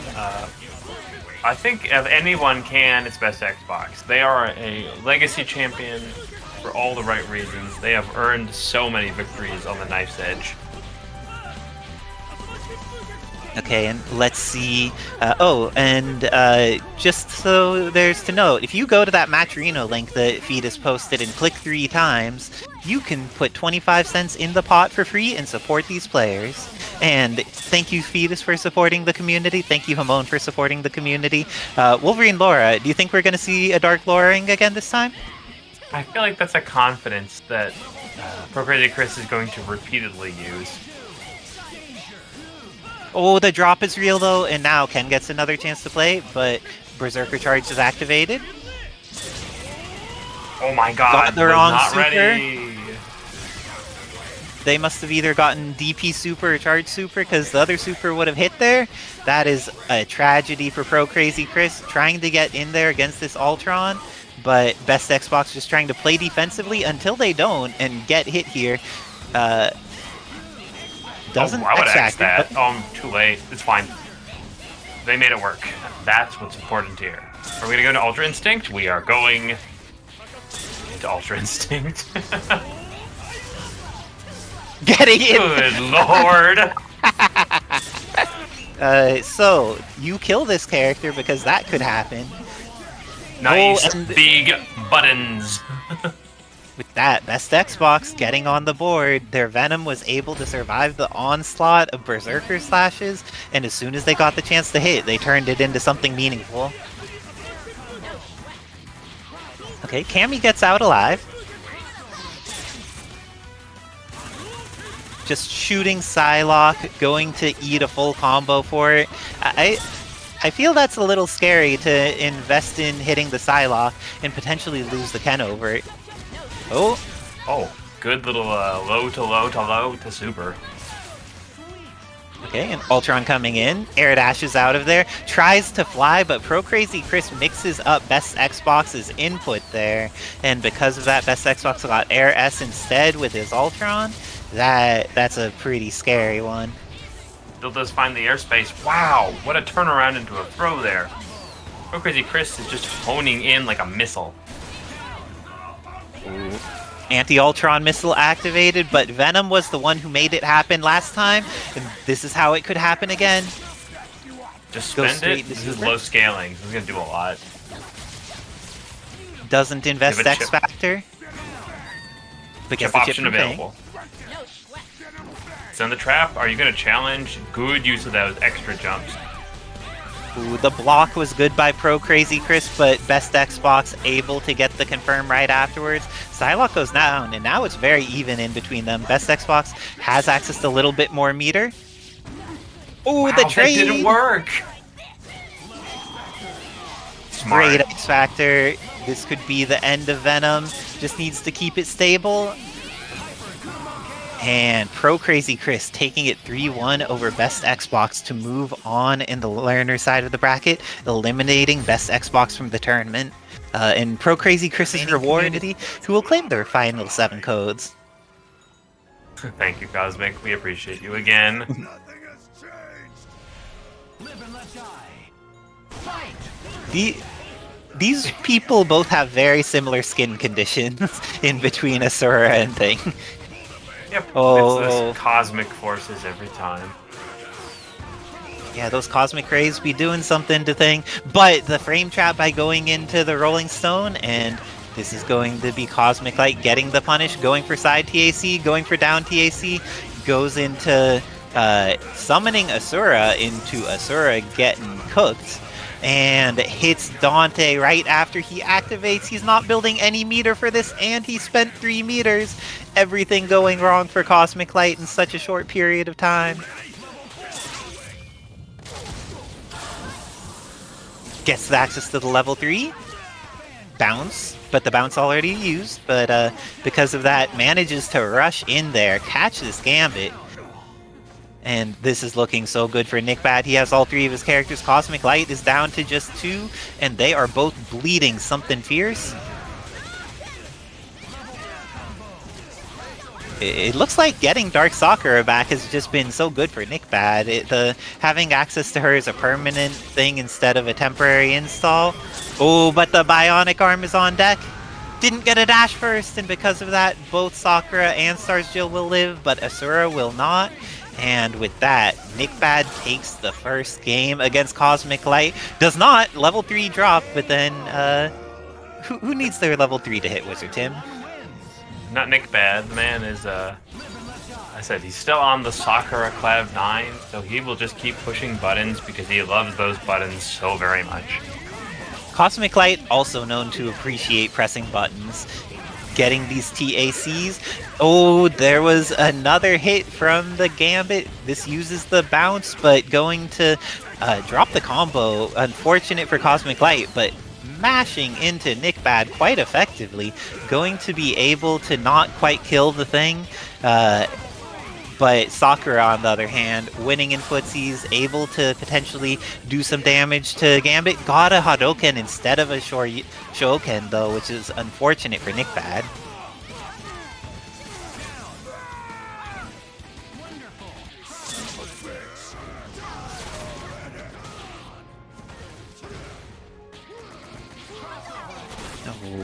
And gets in there. NickBad has been making really good use of Dark Sakura's dash. Oh, on the other side of the screen. Oh, but it doesn't quite know the timing for how long Asura is active there. Throwing some punches, but great timing. Managed to get in between the X Factor happening. And great mantra, though, by Cosmic Light in order to not die. Level 3 is going to connect, but does she get anything after this in Dark? Yes. She does.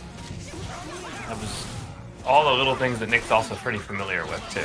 That's the scary part. They know so much more about this character than you do when it comes to Sakura, because no one has fought her, I guarantee. Ooh, getting in there, but Cosmic Light getting the throw. No confirm. But NickBad, just with the dash and buttons, has been very successful. Has been getting those either auto dashes in there to be able to confirm, and has been getting so much value out of it. It looks like the install has been really working out for him. Nice to see that the adjustments on Sakura, bringing her much more back into the meta. But Cosmic Light, they may be able to make some adjustments, see how they approach this. Yep. Her install is permanent. It takes 3 meters, and it is something that brings her value. Level 3 here is available, so install activated. And with that, this is looking like not the end of Cosmic Light's Gambit or the end of their Asura. They get a chance to play more with both characters, but Asura getting hit. He is a God Slayer, though. He'll be very hard to kill. Do you think that this is going to even be any meter used or just a reset? Oh, trying to go for that reset. Oh, yeah, she's actionable afterwards if you're not ready for it. That frame trap was a something. Just pressing the S and going to DHC into Gambit. Catches for a decent % of Sakura's life. Bullet catches as well, but now tags on both sides. But the throw's available for Cosmic Light. This is going to not do almost any damage against Thing, but after TAC, may be able to make it happen. Asura dies. And Dante may be soon to follow. He is not looking long for this world. This is looking like the end of Dante for how many meters? Just one. And with that, it's all up to Gambit, but he does have X Factor and 4 bars. He could... Oh, X Factored, but got the push block. This is one of the reasons for the solo push block button, or the solo X Factor button, to make sure you don't get the accidental X Factor after push block that keeps you from getting the punish. And with that, NickBad looking very solid, Cosmic Light doing amazing stuff this bracket, but falling to the power of NickBad, eliminated from the tournament, while NickBad moves on in the learner's side of the bracket. That means they make it on to being a determining factor in how they fight. These girls fighting in some space, but oh good, they have something to stand on. All these ladies getting the work done. They don't need ground, they just need combat. Let's see how it works out here. Ooh, and Hamon able to get in there with the Sakura. Doesn't have the confirm on deck, but it looks like ProCrazyChris might. Oh, definitely has to work into, as I said, I don't think they could kill off that spin, but they're just going to do it anyway. And ProCrazyChris, first one to take a kill, gets rid of Sakura. This is going to be Shadow Lady coming in against the doll with Cammy on deck. Ooh, didn't have access to an assist ready in time. Gets on the other side with a spin knuckle, going to be able to kill off Shadow Lady meterless. Hamon needs to do that Dark Flora comeback. Ah, not a chance. New use of that hooligan option. Spin knuckle. Okay, how does ProCrazyChris kill here? What resources does he invest? Goes for Maelstrom. I didn't know that didn't work. The way they did it did not work. And the Killer Bee Assault is going to close it out. ProCrazyChris taking the first game against Hamon. Do you think we're going to see him stick with the Sakura, or do you think immediate change? Hamon tries things out, but if it doesn't work, they're not going to stick. Okay, but they have a lot of other options. Yun is a character they've been experiencing. Okay, Yun's coming out. It looks like going through... This is no longer the era of Alpha. This is Third Strike. How do you feel about upgrading from the Street Fighter Alpha era to the Third Strike era, Wizard Tim?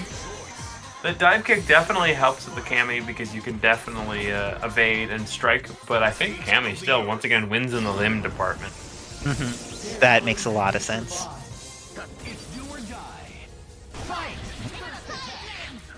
Ooh, gets in there with the dive kick, but the cannon spike is on deck.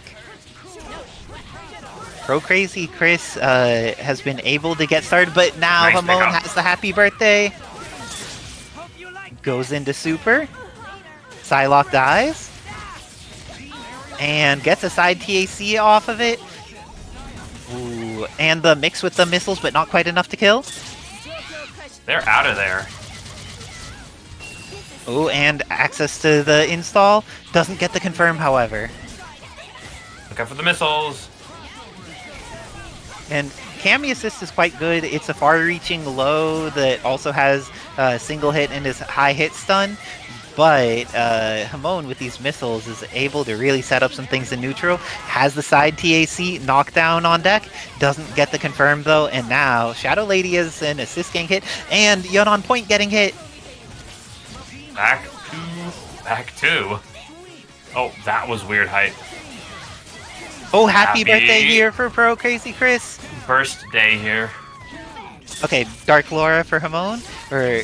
Dark... He's seen Doesn't all of even that need before. to go dark.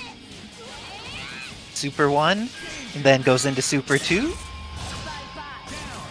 And with that, Cammy versus Laura. Killer B? Does this hit? This hits! Oh, Oh my wow. gosh. X Factor into the drop. Oh no!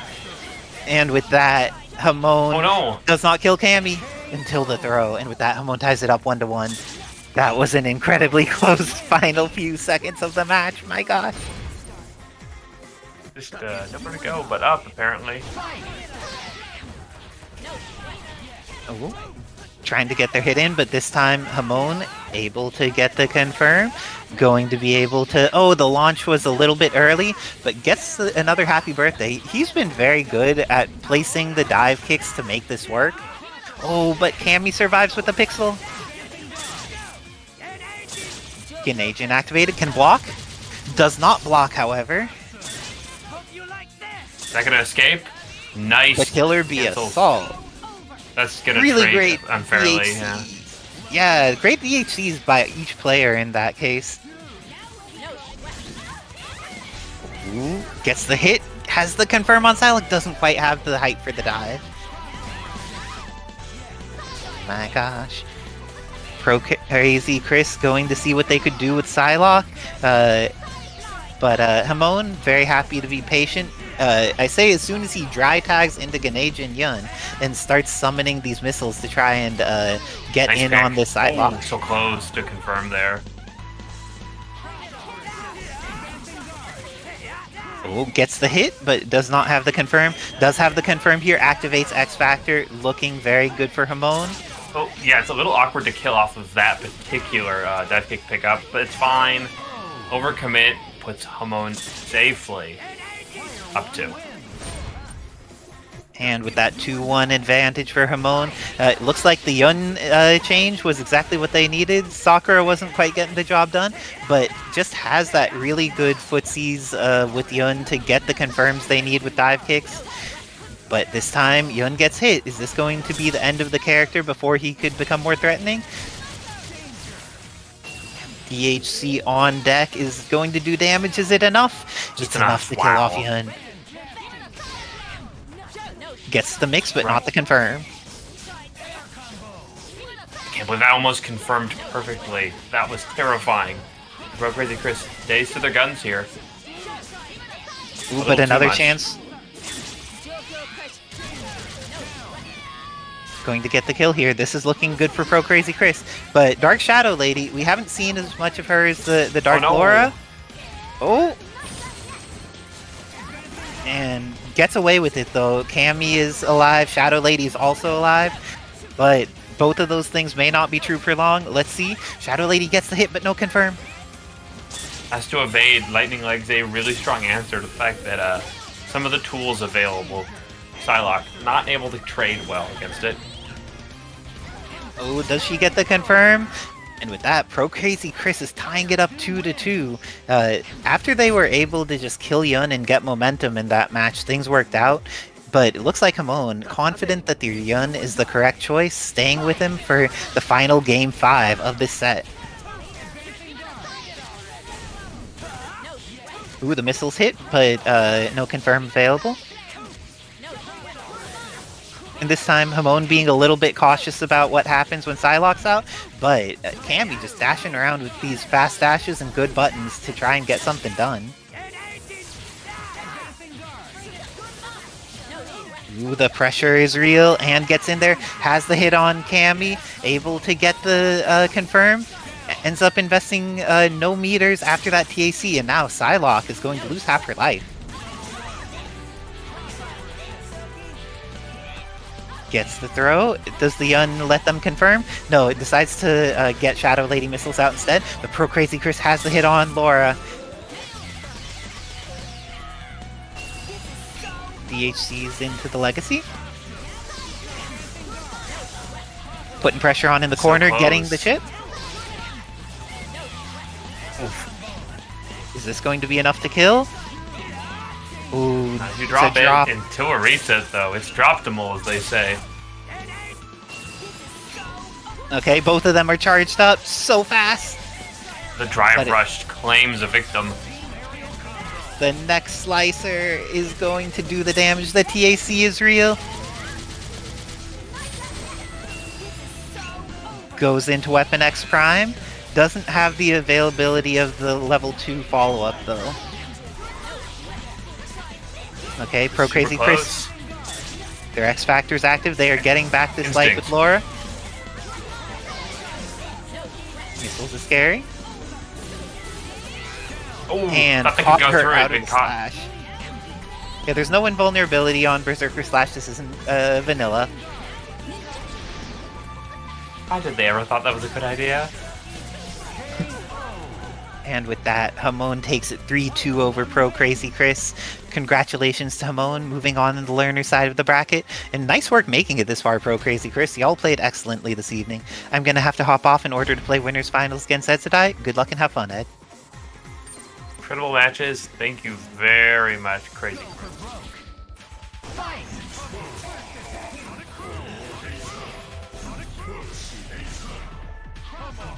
Okie dokie, this is a situation that is interesting.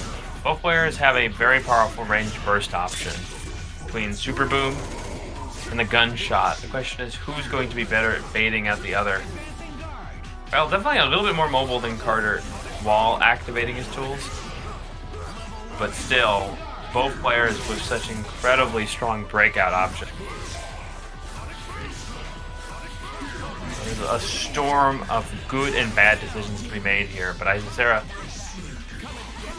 keep themselves in that pocket of protection, broke through the cutter Slade, and yeah, they know the risk factor. They're gonna just take out this cop as soon as they can.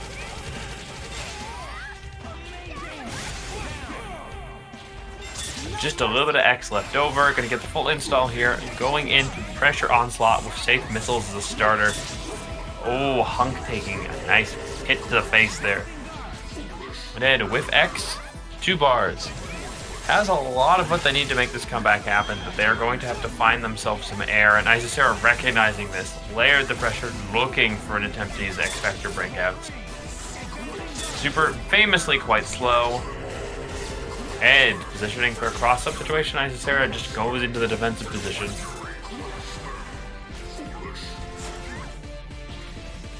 Both players expecting that swing right there. Called up the missiles. Hurricane, Ed wasn't blocking.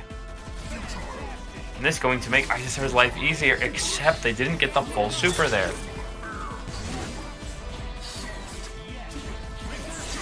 Baits the counter twice. Isicera playing with great timing here. Ed panicking just a little. Mischief managed. Isicera with the Guile assist ready for either side Ed came in on. Looking into the situation, Edsadiet, had they been able to stay a little bit more on top of the Guile, would have definitely won, as we're seeing here. Carter's pressure just so incredibly good against other projectile characters, as long as they've got the gun loaded, finding an easy loading situation, and mere inches preventing them from full punishing him. Situationally, Ed forgetting about the flash kick option. But managing between the two characters, able to take out Guile without losing the team, has access to that incredibly strong assist game. And more than what I said before, attrition is going to be the true nature of how you win these. Just utilizing the health regen, all of these defensive assists, you just see all of what Ed brings to the table, but Isicera found in a hole in that pattern. Now, specifically back to the missiles, it's a tough road. Onslaught going to want to go into X Factor sooner than later for fear of that chip being the end. And specifically, while these missiles are present, it is up to Ed to just get as much as they can without being pinned down. The minute he gets pinned, it's going to be really hard to recover. Situation wants to keep Isicera from setting shop. Doesn't even have to use the cross-up option. And Still, Isicera more than willing to bait out the counter, but got a little too gutsy. Now up to Shadow Lady. This fight actually not so easy for her. Challenging straight into many of these dangerous projectiles, but Isicera all servos spinning here.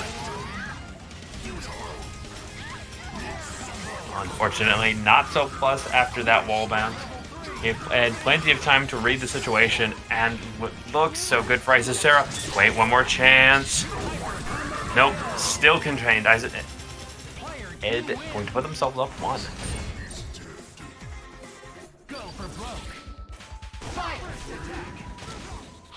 Immediate throw, unable to get a further pickup. This time, Isicera the one to not confirm any further, choosing the rush down route. Fear is exactly what can be given if they get too much distance, Carter, so is now going to be moving forward.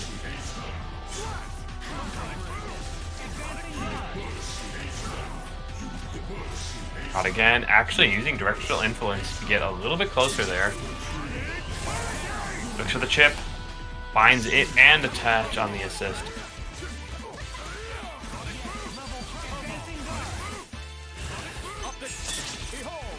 Once again, Isicera prepares all options, just willing to hold the block there.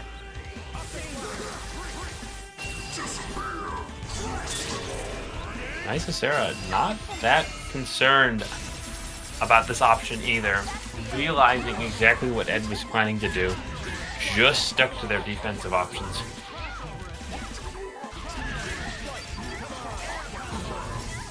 Firm. Is Ed gonna spend X Factor or just reset the neutral here? Chooses the spend option. Rather get a lot of damage and go into defenseless positions here. Thought they might be able to build back drone meter, but Isicera taking full capitalize here. Sonic Hurricane, just enough. Not a great situation, has to X Factor here. That position put them in the case where they didn't have any more super. Isicera is so content to play this game at the moment.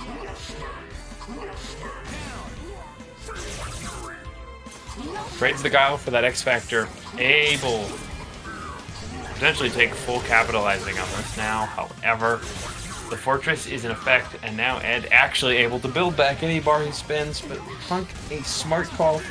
Still not the answer Isicera needs, but that assist a little off-center saves Isicera there. Now, oh, incredible work from Ed. Prepared for the HUNK, pulled out every piece of offense he needed.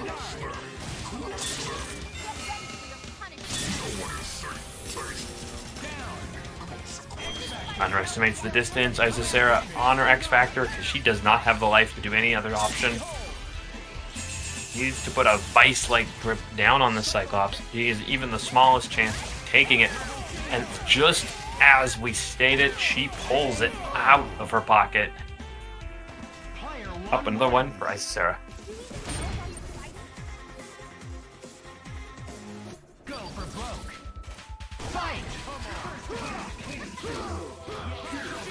Catches the cross under, evades the assist. Prepared for both the Onslaught calls and the dive kick. Isicera just sequencing for option selects here.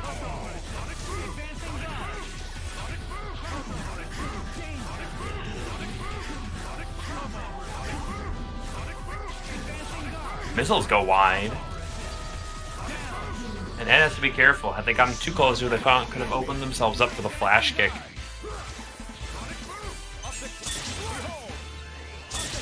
Going to use Flash Explosion here. Chooses the X Factor option, wants to get straight to fighting that Onslaught here.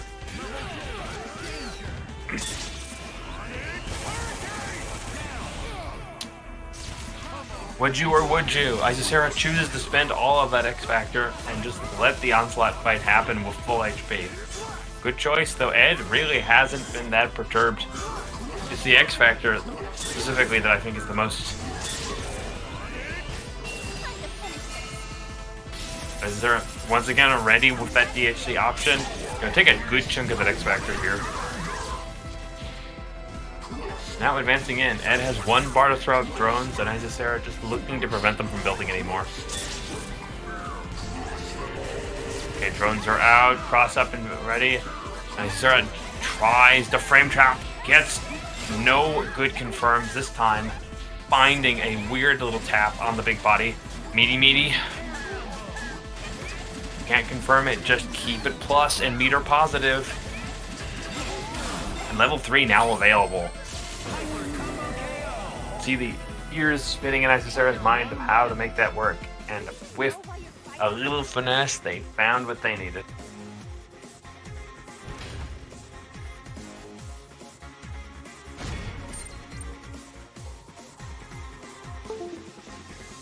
Someone's ready to rumble. Okay, Nick gonna run Thing into Laura. There's definitely a speed advantage towards Laura, but the damage definitely links towards Thing. Means that one player will have to block more, but one player will have less required setups to get the kill here. So really does balance out, but once again, Hamon very natural with those rainbow missiles. And it is amplified their already incredible gameplay with Laura.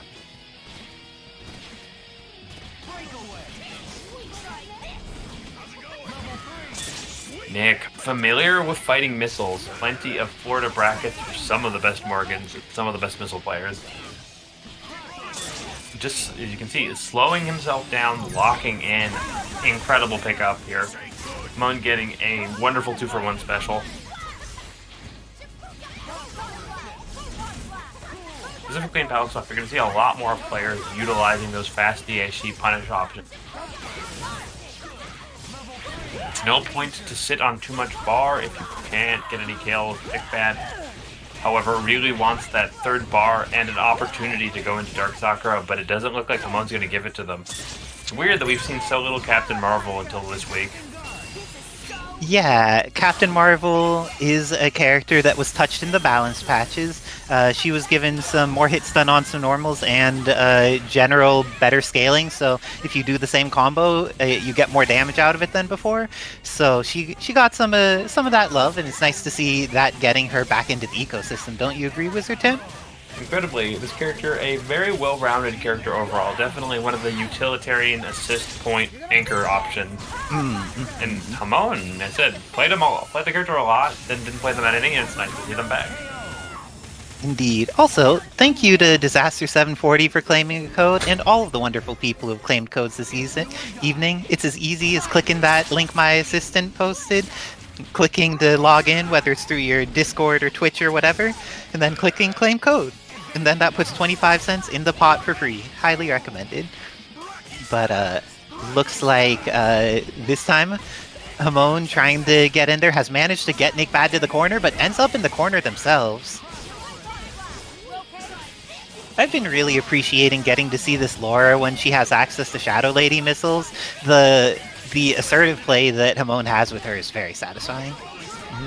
And we saw it was a little rougher for a couple weeks, but now they are very one-in-one with how they can move with missiles. Now, NickBad still has a little bit of the thing left. Would you be trying to get him out? Oh, he doesn't get the chance. That matchup is so hard because if you use either H or your roll, you can be punished by lightning speed characters like Laura so easily. It's true that it makes it much scarier. Are we seeing TAC? It's a down, and it looks like NickBad's not ready for a down, but is ready for getting reset, able to survive with Sakura, and now has access to potentially transforming. Do we see him stay in sunblock mode? Wants a Gets good the hit. Oh, Wants the actionable here. Oh, didn't quite get it, but with the reset, should be able to kill off Captain Marvel. Looking very solid here for NickBad, and has the install active. Likes to dash around as soon as they have it. Come on, making sure that S.T.A.R.S Jill does not get the chance to put her nonsense on the screen. You can see with Nick, just both players respecting each other's options and speed. One missile. Oh no, that's a big hit on her. Oh, but the drop on S.T.A.R.S Jill. Gets the throw. X-Factor's available. Just a reset opportunity. Missiles getting out there, and now frame advantage. But NickBad gets the hit, does not get the confirm because Wolverine Laura's body is so small. Oh my god, the grenade was still there. Nick got so many hits that didn't connect. Oh my gosh. Speaking of not connecting. Oh, the beam is going to be fast enough. This catches Stars Jill and uses the remainder of X-Factor time, but Jill is not dead. Goes for the snap, gets another chance to play, and the confirm off of Berserker Barrage. Hamon going to go up. Is that 2-0 against NickBad? See, Nick just making a lot of great options, but they have to pick up the pace.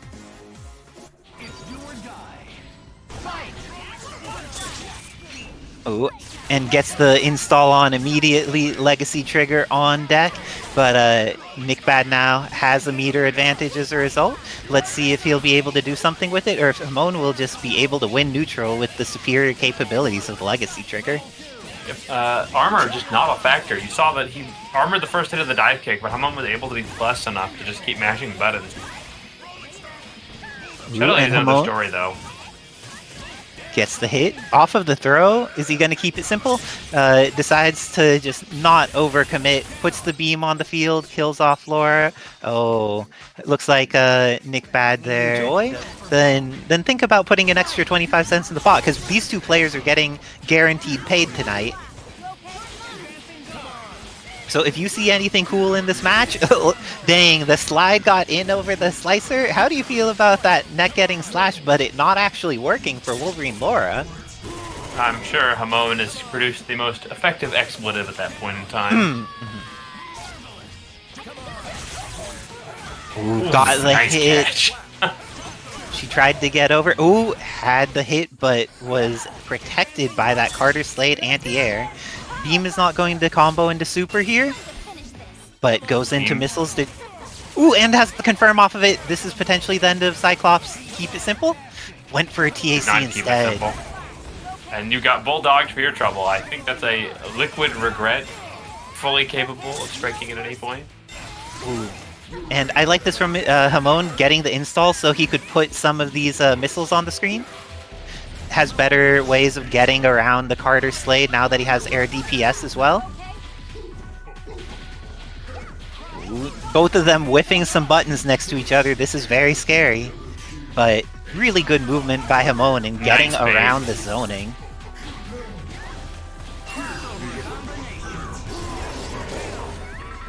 With the THC, kills off Shadow Lady. But Hamon, Dark Captain Marvel is available and is going to catch both of them. Oh no! Too late. This is what happens when you play West Coast to East Coast, but Edsadiet tried to confirm it, was not able to get the confirm. X-Factor used and then died instantly. Okay, if Hamon gets the hit fast, he could kill Onslaught off a hit, but otherwise he's going to need to hit twice most likely. Oh, now I think it's just one. Oh, that is of course assuming they can get another hit. Ed is in full lockdown mode. And Ed's able to take the first game against Hamon, trying to claw their way out of the learner's bracket, wants to get the rematch in Grand Finals, but Hamon also wants to get that rematch, seeing which of them is going to be able to take this battle. Shadow Lady on point. Interesting shift. His movement to get around Carter zoning with Shadow Lady was quite good, so... Ooh, that could have gone very badly. Got the hit, but no confirm.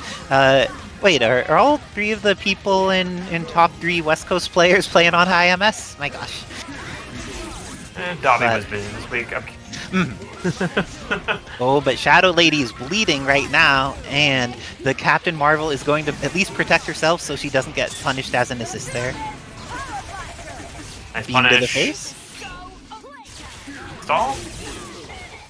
Got the hit with the 2H and gets the follow-up with the dive after the drop. This is going to be the end of Carter Slade, and now Hamon has the potential mix in the corner, has the beam assist. Oh, got Mega Optic Blast. I'm not sure if that's what he was going for. Minimum punish though, so Ed's definitely living on that one. Ooh, but he may not be living off of this one. Hamon is going to build up to at least 2 meters. Went for the TAC though, and now going to be at... Nope. This is going to catch her? Does not catch her, and she catches Onslaught instead. Very good stuff for Hamon, and still has a great assist on deck. Hits Cyclops' feet. That is an Great easy task area. here. Ooh, Captain Marvel going to eat beam into beam. It eats most of her life, but flies over it. Has the hit on Cyclops gosh. and kills him off. Great fly to avoid Onslaught. This is looking like Hamon needs to be cautious, and now it's an even matchup between Wolverine, Laura, and Onslaught. Laura does have a lot more meter available, though. Okay, where's the reset here? You're not killing this character in a single touch. But you go for the air option, but big body makes that weird. This one I think is a guaranteed kill, though. I think with the level 2, this is just injured because Onslaught has a lot of health. Oh, damn. Hits the Berserker Barrage and pulls back with the Slasher in order to avoid the Onslaught normal. Hamon tying it up 1-1. Brilliant stuff by both of these players. I really want that grand final. You can feel it. Okay, missiles coming out. And this time, the Captain Marvel is on point. It looks like... Happy birthday. Gets another hit and gets the cross-up S, but not the confirm. Edsadiet, on the other hand, gets the confirm off of their punish. And now, Captain Marvel going to go into beam. Trigger. Missiles hit. And gets the kill on Carter Slade. This is looking very good for Hamon. But it never is actually good when both Cyclops and Onslaught are alive on Ed's team and you're trying to fight them, though. So let's see if this is going to be the end of Cyclops. TAC on deck. The side hits, but doesn't get the confirm. Gene Splice. Uses the Super Optic Blast there, and hits with some Crouch Lights, but not quite the confirm. Both of them supering in a way that's not gonna hit, but Wolverine Laura can get in there. Is going to be able to punish the Cyclops. Can't get a kill, but does leave him in a scary situation. Now it Uses X's, the X. Awesome character. Oh, no, the confirm was almost on deck to make it work. Laura goes down, but X Factor is almost out for Edsadiet. Hamon got the hit, but not the confirm.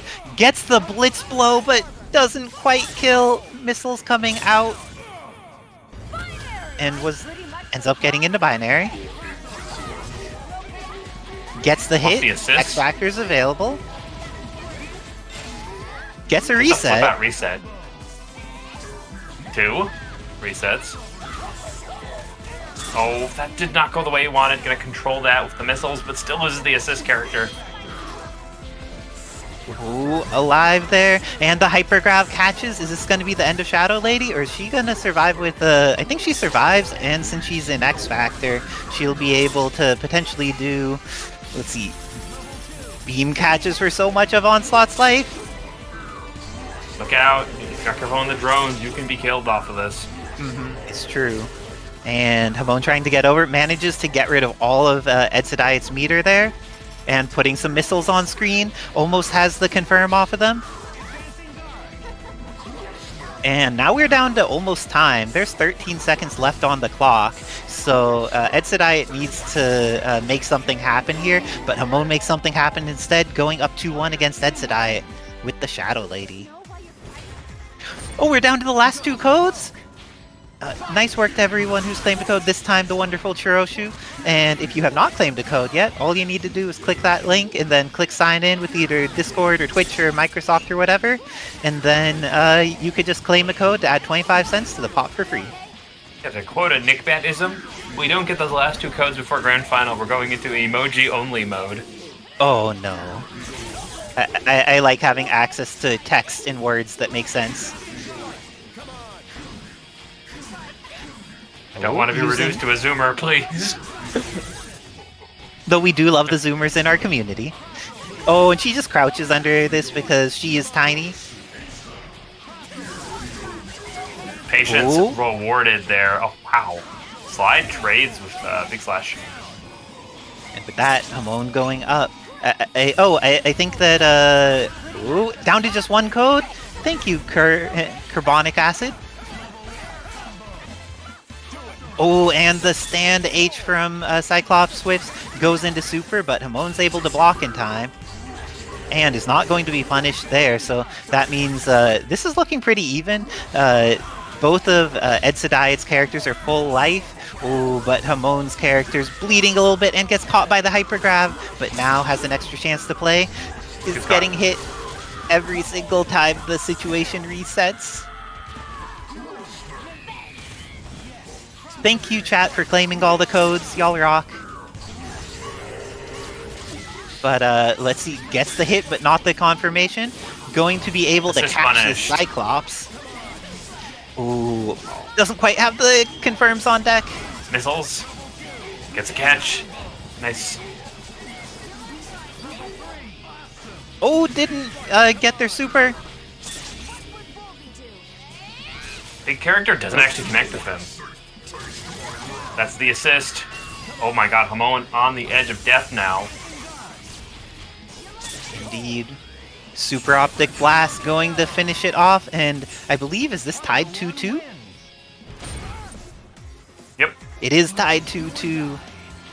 Oh my gosh. This is the final battle. These people both want it with their Game 5. They are serious business. Ooh, but now Hamon managed to acquire corner, and Ed pressing launch indiscriminately. If it's safe, might as well do it, right? Indeed. Good frame trapping there. Looking a lot like a Street Fighter 6 string. Oh, but that wall bounce didn't quite get confirmed by Hamon, and because of that, Shadow Lady now, ooh, is going to go into beam and kill off Carter without needing to go. Oh, it goes into the install. Ah, wants Laura for the mix. Yes, indeed. Ooh. Laura now has access to a beam and missiles. This is a happy day for Hamon. The hits with the trade, but does not confirm.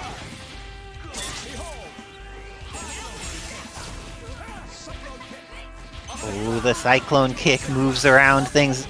Both of them are being very evasive right now. Again, this is a situation where Cyclops and Onslaught are at pretty decent lives, but Hamon has all three characters on deck.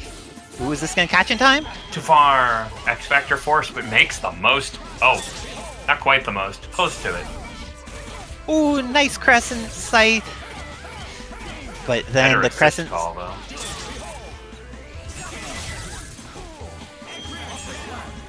Okay, Wolverine Lore is going to go down. Ed trying to do something with this X Factor. He's going to be able to kill off Shadow Lady. It's all up to Captain Marvel to make this comeback for Hamon. That catches for a good chunk of damage. And with that, now both of them are out of X Factor. Slight meter advantage for Ed, but both of them will need to... Ooh, the teleport's on deck. Do you think that he'll be able to kill here? I think Captain Marvel is alive, but she's within the range where Chip is scary now. Okay, on the edge of both players' existence at the moment. Hamon gonna start the offense. There needs to be a reset somewhere in this combo. Got the hit, but then didn't believe. Believes this time, is going to build up to level 3. For your life. One more. Oh no, that's... There's no off the ground. And with that, Edsadiet clutches it out after the drop from Hamon. It does not OTG by itself. I'm so sorry, Hamon. I'm going to have to hop off to play Edsadiet in Grand Finals. I'm going to disappear for now. Good luck and have fun, Ed. Right here, we're able to control all of the space. Kevin's scores need to be reset.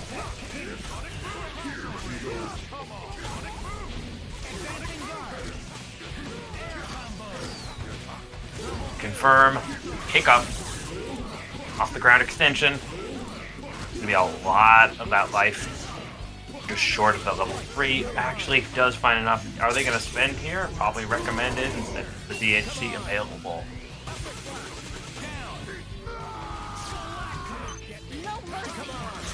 character down. Isicera able to do a lot of wonders of Shadow Lady, but when you have as much projectile power available to Ed, it's going to be tough to get through his lines. Ed shooting with so much confidence, Isicera bringing in the hunk, realizing that they are simply outgunned, and yet still put into the blender a very good X-Factor kill here. A major problem removed for Ed. This first match looking all his as X-Factor just blooms very lightly. Gets the install state. Isicera no longer able to rely on the X, no longer able to rely on bar. Going to have to rely on these stance changes and just staying in the offense. Left kick. Ooh, punished on the assist and a good amount of bar for that. Ed finds his space finally, breaks through that offense. No amount of Cammy tools are going to help you are full screen against Carter's Slade. Isicera, yeah, nowhere to go but chip out.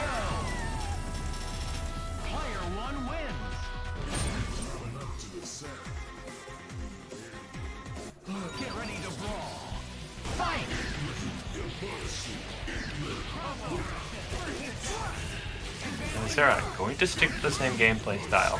Have enough time to really get a feeling for the patterns again with that full lead. Ed just warmed up and feeling a lot more confident. Over a little bit of a drop there, going to give Guile the opportunity to do the same. Fiber combo. Oh. A lot of damage available, and Shadow Lady. Isicera is really only major player in that last one.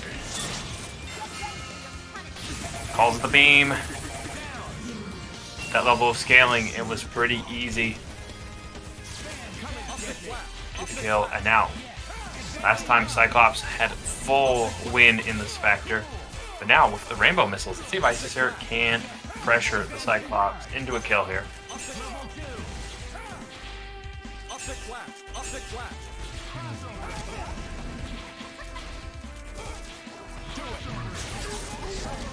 Good punish. Missiles coming in, and the long limbs of HUNK gonna pull it up. Things were definitely up in the air for most of that engagement.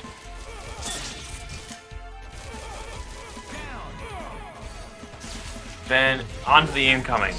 Onslaught fully forced to block as they're going to just loop pressure into the X-Factor. Has enough damage to kill with an optimization here. As long as they can get access to one more bar, they can do the level 4 option, even if this doesn't kill, but taking the head off this can. One up by Isicera.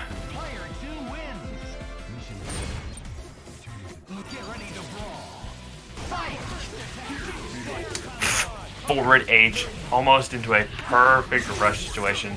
Ed, despite playing a mostly projectile-based character, not afraid to scrap. They're going to fill the screen, crosses under. I think they are recognizing how much they have to kill this character.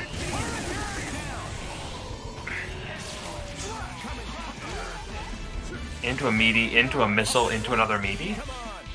They're just making Guile into a much more aggressive point-forward character than you would have guessed. Punish on the Onslaught. Not going to DHC off of this, just takes their beatings. Ed spending his X-Factor a little early. Isicera probably gets a little bit less stress. That's one factor they won't have to deal with.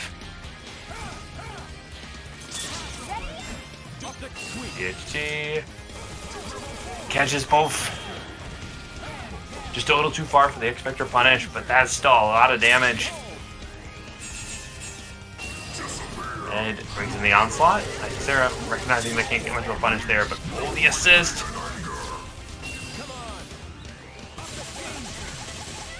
Oh, and tried to shoot on that. Isicera took a risk there.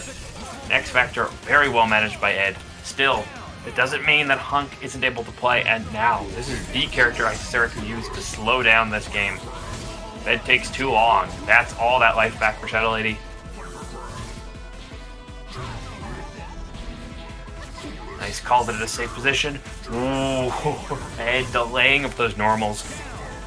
And this going to be very low HP for Shadow Lady coming into this. Here comes the chip. Sarah has the tools, but that super is so slow. Probably wanted to put up the ball instead. Now, every situation, Ed has just always had that momentum between his two middle characters in his anchor.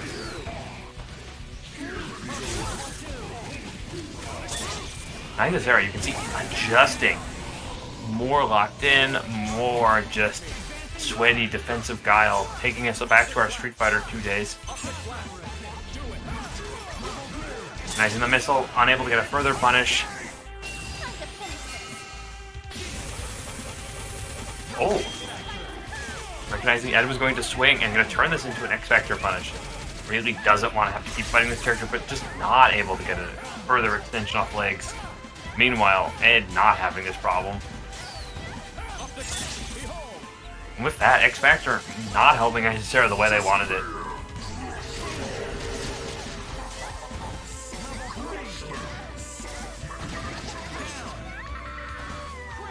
A very stylish pickup for Onslaught. Ed showing his incredible mastery of this character. Flash explosion.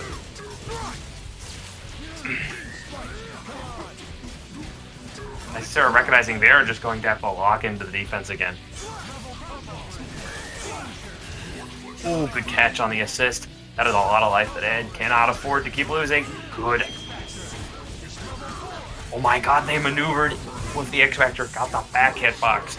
And what was looking like an easy flash kick opportunity for Isicera is now back to the hunk. She has no X. Ed still has a bit of... easily more than enough to put a lot of damage on hunk. Isicera comes out relatively unscathed. Barely squeaks by. That last little pinch of HP for Onslaught making a huge difference in this fight. Big chip on a big character life bar.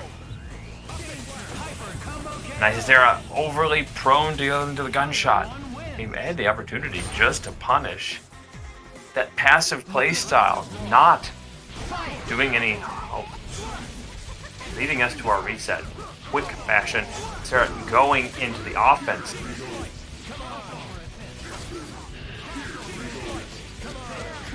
This version of Ed just feeling so different than the last time they fought. Oh, overcommits on the flash. Ed ready, realizing that they were swinging too often. Picks it up. And Shadow Lady, a great assist, just not want to dance well in this floor.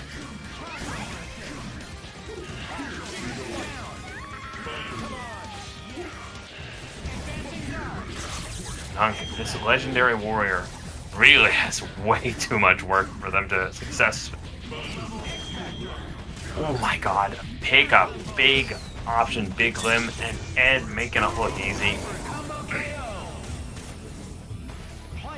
One up. Isicera looked like she had all the cards, and now it is just a non-stop streak for Edsadiet.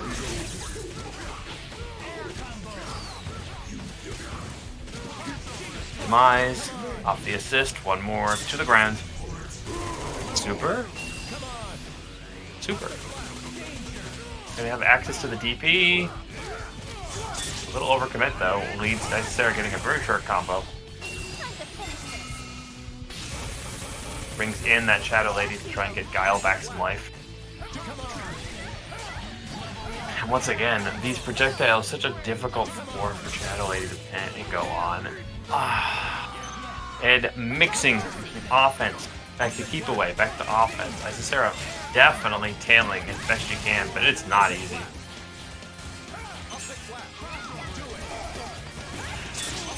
HUNK pick up. And just lets it rip.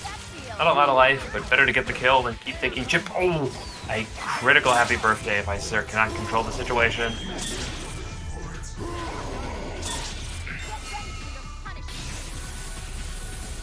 Oh, still safe. Oh my god. Like a deer in the crosshairs. Carter, an Ed's hand, dispatched HUNK in a single shot. dive kick. Always a knockdown state. Gives Ed one more up. Isicera put to the brink here. Going to be a clean 3-0 for Edsadiet, or is this where Isicera hits their final stamina?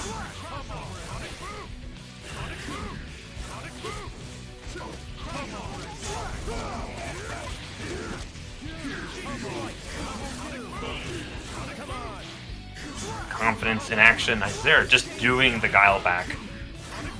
Going forward was working before, but this time, nothing seems to be working.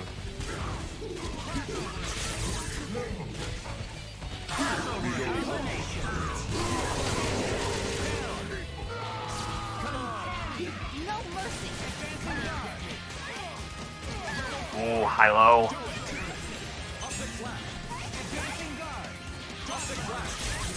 Sarah, in all cases, now locked into this defensive shell. That super just not successful to punish things. Good pickup from Ed. Adjust, almost able to take it back to the frontier. Isicera in bad position again. Ed is mixing all of his options, overcommit. Unable to punish though.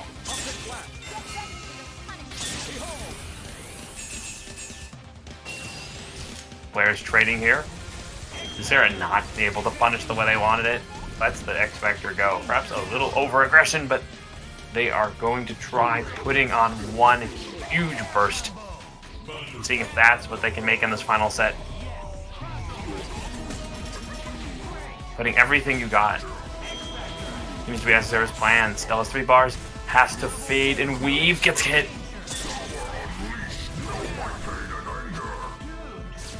And half X Factor, a last character Isicera. In or it's out here.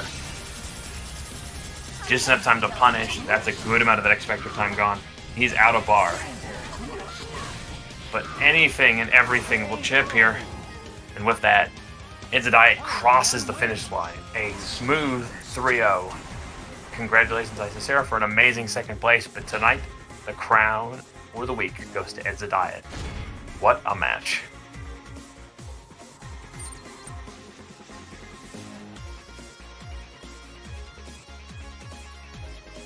Reminder, these are publicly available events. If you'd like to join, we'd appreciate you.